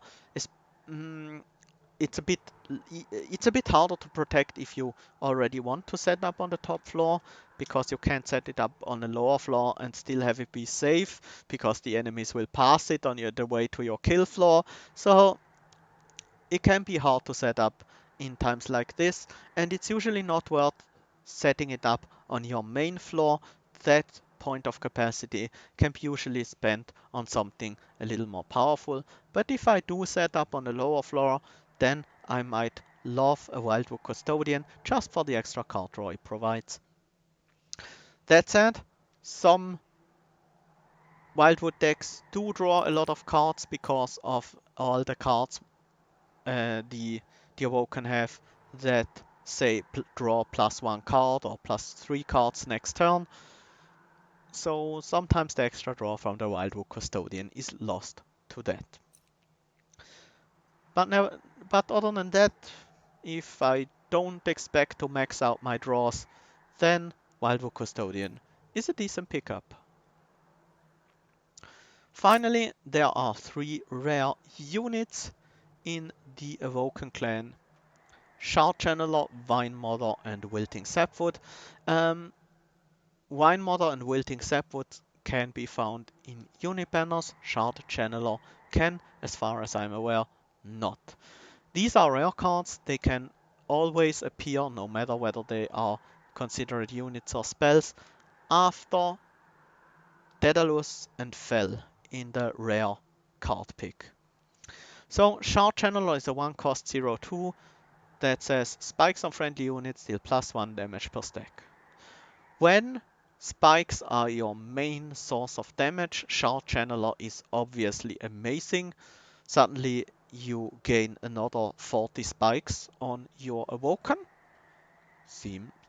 on your Sentient, Bristling Sentient, seems great. And it definitely is.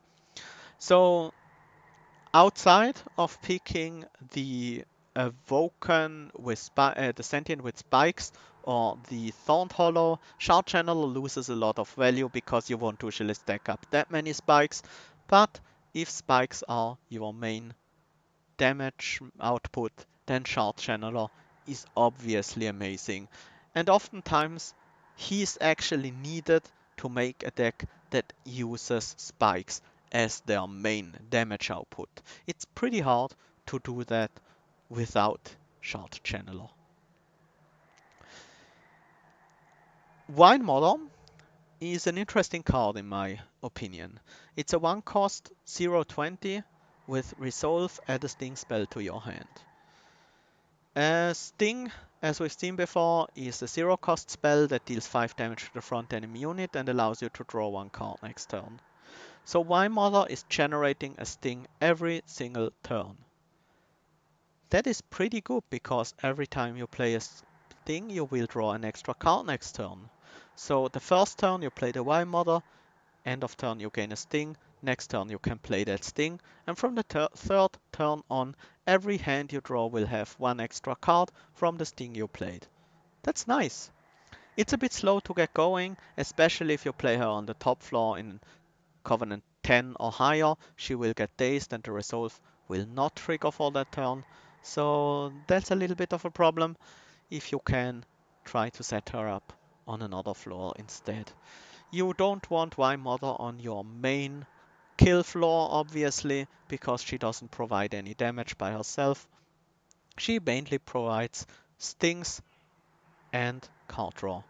Of course, if you do have any sting synergy, these things become very valuable. Otherwise, the Vine Mother might be a bit too much work to get that additional card draw from the third turn onwards. It might still be worth it in some decks, especially if you have something like Incant. Basically, if stings are good in your deck, then Vine Mother is amazing. If stings are not good in your deck, then Vine Mother is just okay. And of course, if you have no way to safely place down a Vine Mother, she might be pretty bad, but she starts with 20 health. A single Heartstone can give her enough health that she doesn't require much attention to be kept alive. Finally, the Wilting Sapwood. It's a 3 capacity 530 unit with Revenge, gain 1 energy. To be honest, I have no idea what the purpose of this unit even is. I very rarely pick it. Its 3 capacity has Revenge, only 30 health, so it does need to be in front. it doesn't have that much space behind. You can only play a 2 capacity unit behind it and nothing and no additional channelers or anything like that unless you get a capacity upgrade. Um, so all in all, I don't like wilting sapwood very much. You can potentially use it to play something like zero cost torches onto it and gain energy with that. Uh, it can certainly fuel your X costs like an Awoken rail spike. That's certainly amazing, but the problem with it is that it costs you 2 amber to play as well as 3 capacity and comes with an only 530 stat line.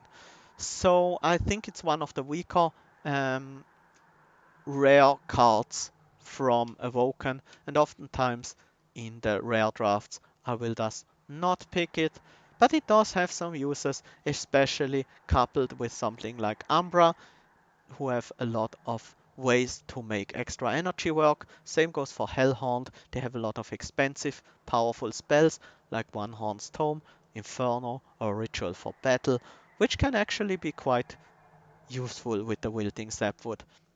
So if you are going for a deck like that, maybe Wilting Sapwood can work out for you, but in most decks it won't be a great pickup. And that concludes our look at the cards from Awoken. Now, before I go to the... no, let's next go to the relics. We have already seen Channel Heart and Thorn Casing, improving your stings with some magic power, and in the case of Thorn Casing, Piercing, which obviously makes for a nice buff to stings, but these are most of the times not run defining, but in some cases they can be.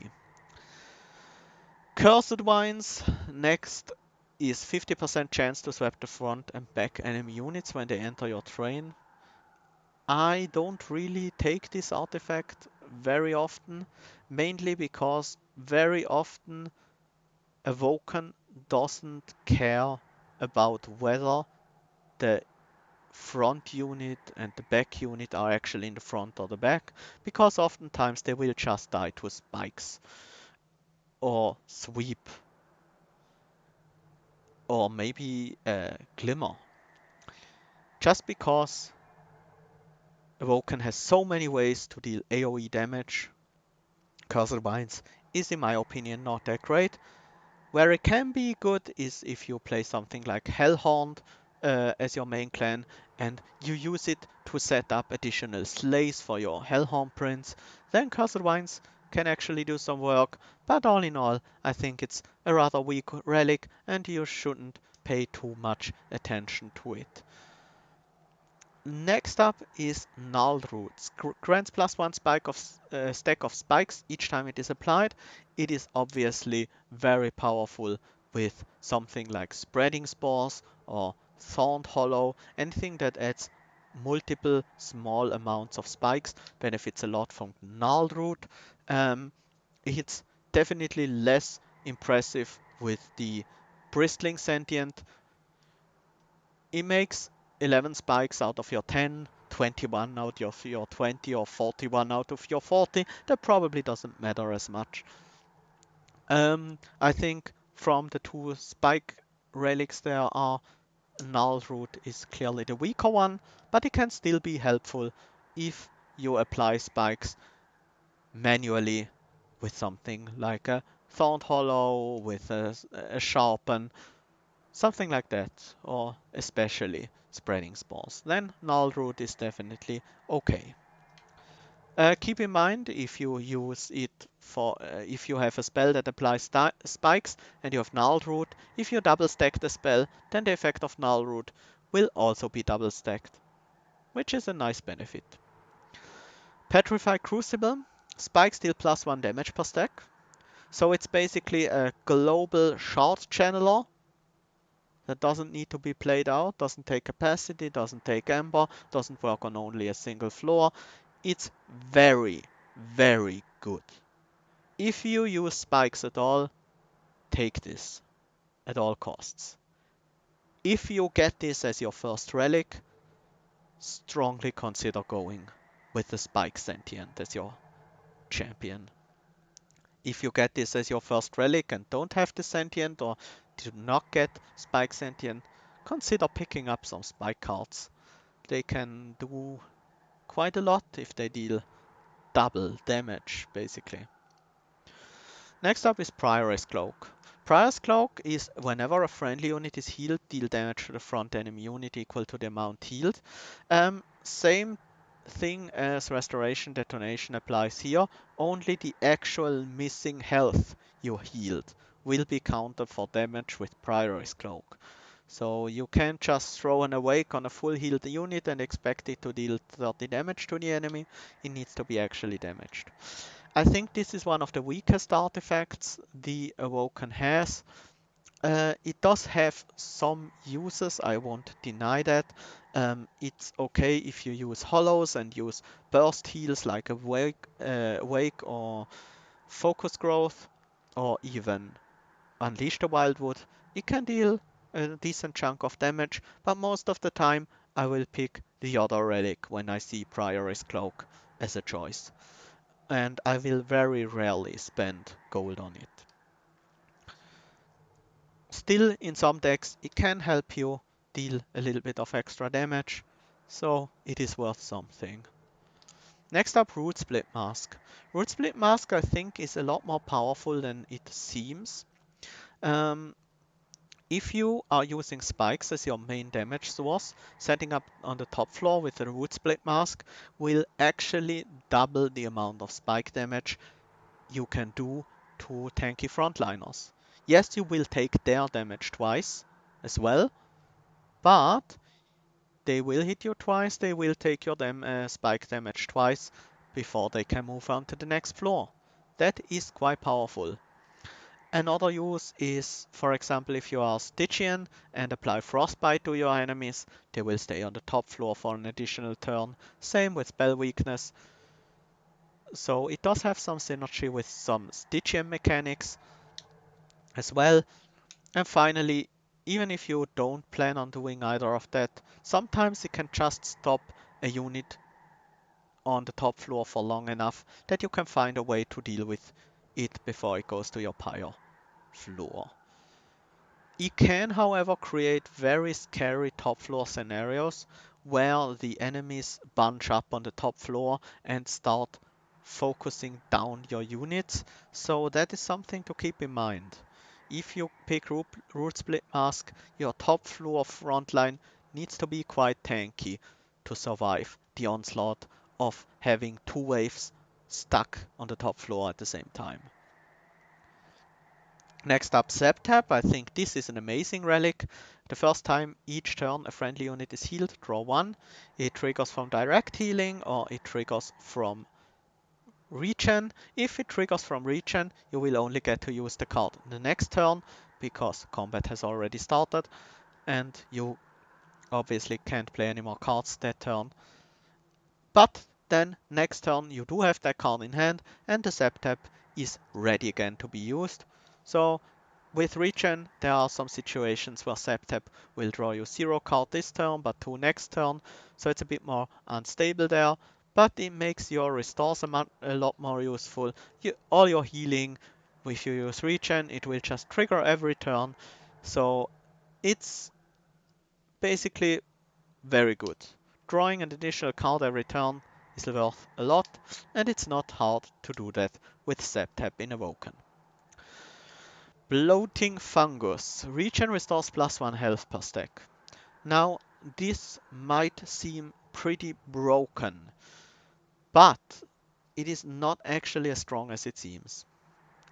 Unlike Petrified Crucible, which straight out doubles the damage of spikes, Bloating Fungus, while it doubles the health gain of regen, it also doubles basically the health the regen lost per turn. So if you have 10 regen, you are restoring 20 health a turn.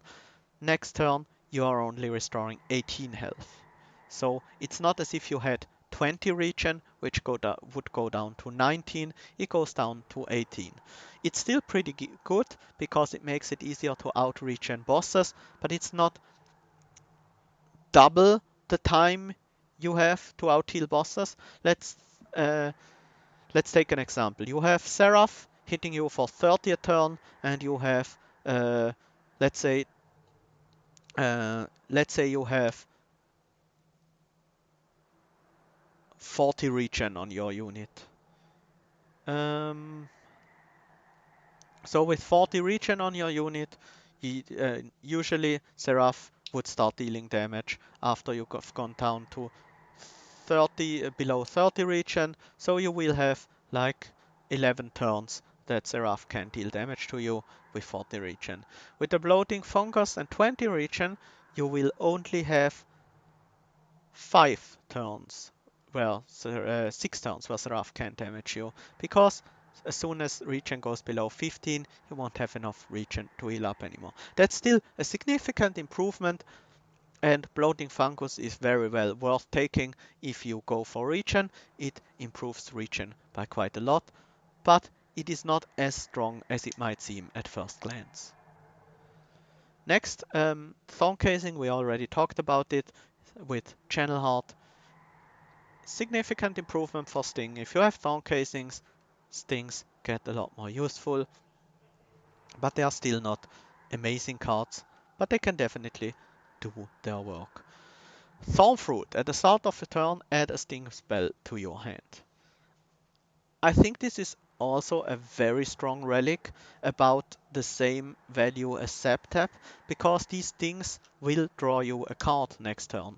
If you gain a sting every turn and then you draw an extra card next turn, that's quite a lot of value.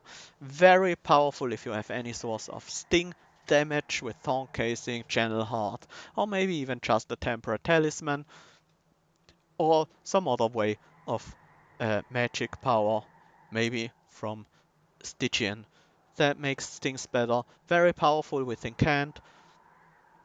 I usually take Thornfruit very, very highly, because to me it's similar power level to a boss artifact with a sting every turn.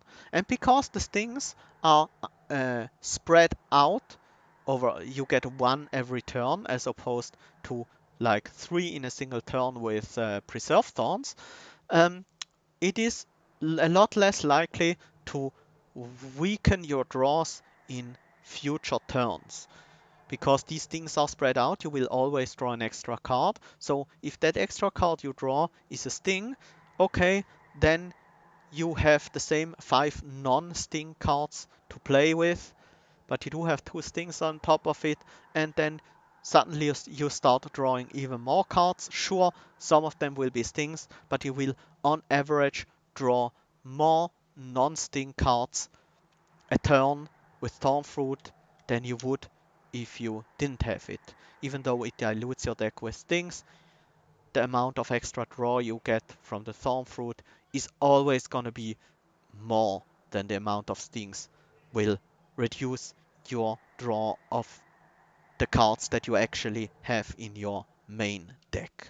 So that's why I think Thornfruit is very strong, even if you don't have any Sting, relics, or any source of magic power or anything like that. Just the draw it provides is good enough. So now let's look at Awoken as a whole. We've seen Awoken has a lot of ways to keep their units alive, a lot of ways to deal with backline units, and at least one very good way to deal with bosses in regen, and a few other ways that might work out pretty well, like just putting Animus of Will with multi-strike, buffing it up with some razor sharp edges and steel enhancers, and having the Sentient in front of him. That is already good enough to kill most bosses.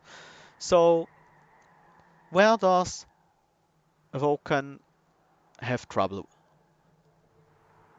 Dealing with high health frontliners. Something like a Clipped Guardian or a Gilded Wings or Pyre Wings. These cards are all quite scary for Awoken. because they don't have very much burst flat out damage to deal with uh, frontline units with high health. They do have a few ways that are very good. One of them is Bramble Ash, another one of them is Explosive Sentient, and another one of them Animus of Will, perhaps assisted by Razor Sharp Edge or Steel Enhancer or even both. One of them could be Mutation, Adaptive Mutation with wait, how is the card called again? Um, Unstable adaptive mutation. Yeah, adaptive mutation is correct. Adaptive mutation on something like Hollow and Awoken Hollow especially. That's a good way of dealing with frontline. Suddenly you have a unit that starts with 75 attack. Maybe you put multi-strike on it at the Merchant of Steel, and that's good. But you need to draw your adaptive mutation first. And with the Enemies of Will, sure, maybe you put some merchant upgrades on it, and it deals like uh, it already deals 69 damage a turn, but you still need some razor sharp edges on top of that, so it can actually kill 190 health units. And because there are so few ways to deal with tanky frontline units in the Awoken clan, I think Explosive Sentient is actually really, really strong. I think it is actually the most powerful sentient there is. I know a lot of players tend to go for the Spike Sentient because it's easy to use and it it just passively does a lot of damage. But I think it's worth, in many cases, to make the Rejuvenate Sentient, to pick the Rejuvenate Sentient and try to make it work, especially on higher ascensions when you start with more restores and you want to find a use for those restores. And in these cases, I think Explosive Sentient is a very good way to deal with frontliners. Of course, if you are paired with a clan that does very well against frontliners, something like Melting Remnant, then Explosive Sentient becomes a lot less important.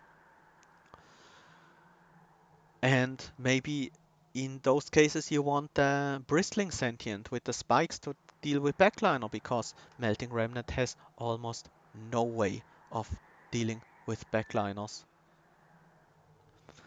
Um, so let's look at some synergy between clans, just to give you an impression how Awoken can play well together with other clans. Um, Hellhorn gives you access to armor and rage in general. It also has imps, it has ascent as a mechanic, and it does have the chance to give your units multi-strike. So these are some effects that Hellhorn can bring. Now we do not have a lot of use for armor if we are playing Awoken, because we do have healing. So maybe healing is better, maybe sometimes armor is better, but these are definitely mechanics that collide a little bit, that don't really work well together. What works well together, maybe a lot more, is something like Rage on perhaps an Animus of Will can be good. Maybe even a Shattered Shell or a Husk Hermit. Rage is good because there are certain ways where there are multiple frontline units. Um, and then if you have a bunch of rage on a Husk Hermit and it has 100 attack, then it might deal significant amount of damage to multiple frontline units that it's worth doing. On the other way, we do, uh, yeah, so that's some ways we can benefit from Hellhound. Another way we can benefit from Hellhound a lot is with high power backline units, like something of like a Horn Warrior, an Alpha Fiend, or if we can manage to do that maybe even a consumer of crowns behind our Sentient, whose amazing tank can provide a lot of value. Of course, Rage also has a nice synergy with Adaptive Mutation, so that's something to keep in mind if you are building some Rage with Hellhound and are playing Awoken. That's a nice synergy you can watch out for. Next up, Stygian Guard.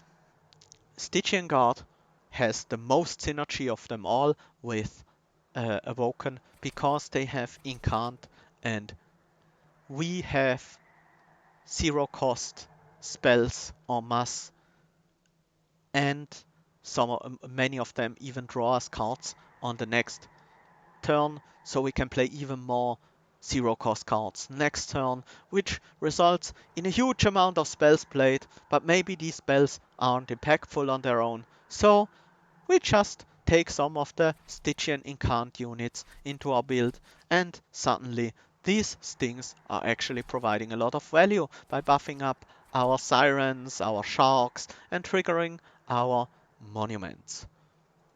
That's definitely a very powerful synergy, and because there are so many Incant units and there are so many low cost spells and card draw and energy manipulation cards even in Awoken, there's a lot of synergy between those two clans.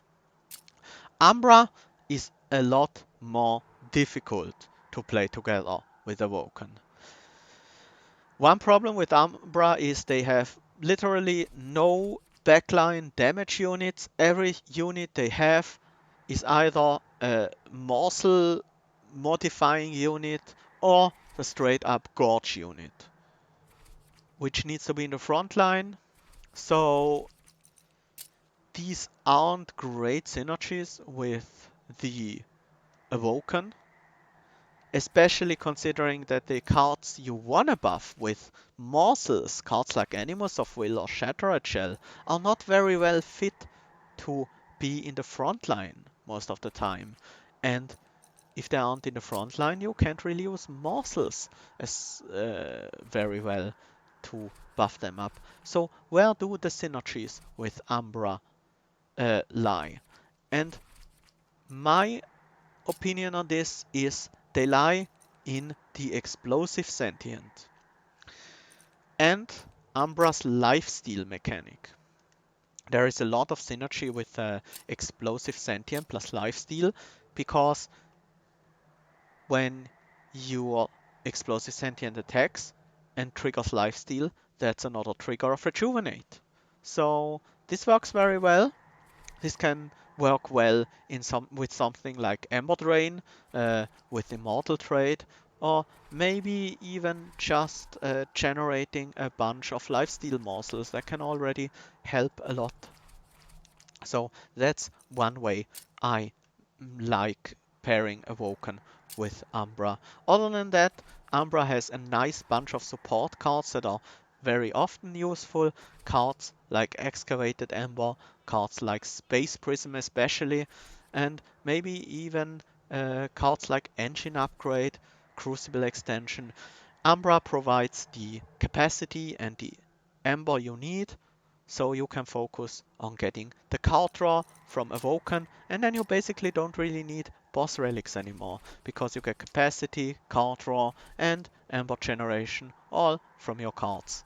So that can work as a very powerful like baseline with which you can do whatever build you want. Like Space Prism and cards like Invigorating Solution, Awoken's Railspike, things like these can just help in every deck, basically.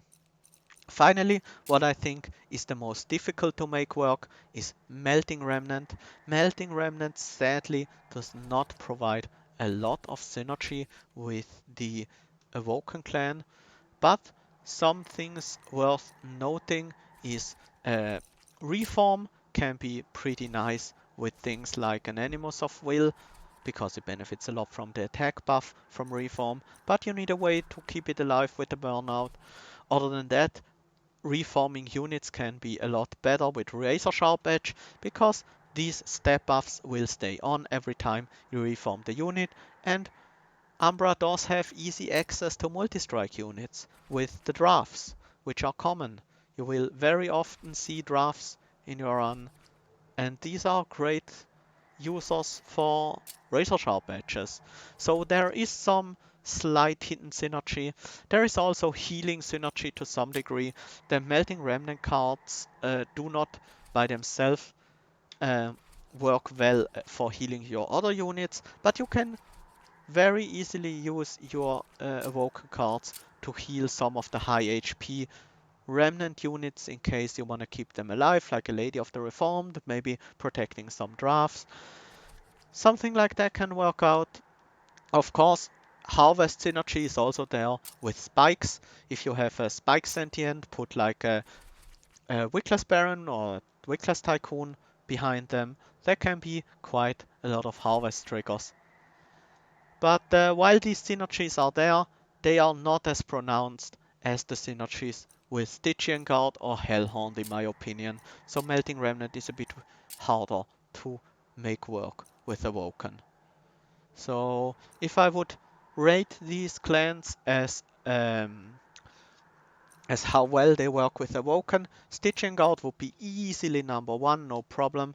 Um, It works a bit better if Stygian Guard is your main clan and Awoken your sub clan usually, but it doesn't matter all that much. It can work the other way around just fine as well. Hellhound comes next. There are a lot of synergies with Hellhound. Uh, Usually works better again if Hellhound is the main clan and Awoken is the sub clan. There's especially Wrathful Hornbreaker Prince with spikes is some amazing synergy, but Awoken with Rage can work just as well.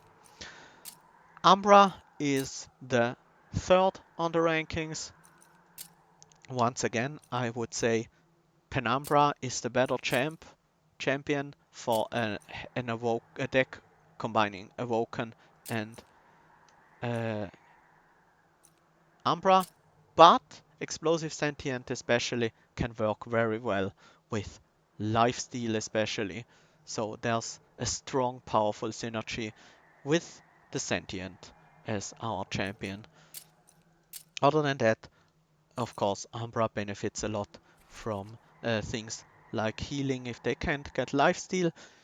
If you have Awoken as your sub-clan, you can heal your units up a lot easier. Finally, Melting Remnant, probably the most difficult clan to make work with Awoken, because the synergies between those two clans are very subtle and do not spiral out of control that easily. So, that has been my guide to the Awoken. I hope my insights provided a little bit of help to you in learning how to play the Awoken better, how to evaluate some of the Awoken cards, and maybe even plan your Awoken deck a little bit better around these synergies with other clans and things like that. I hope it was insightful.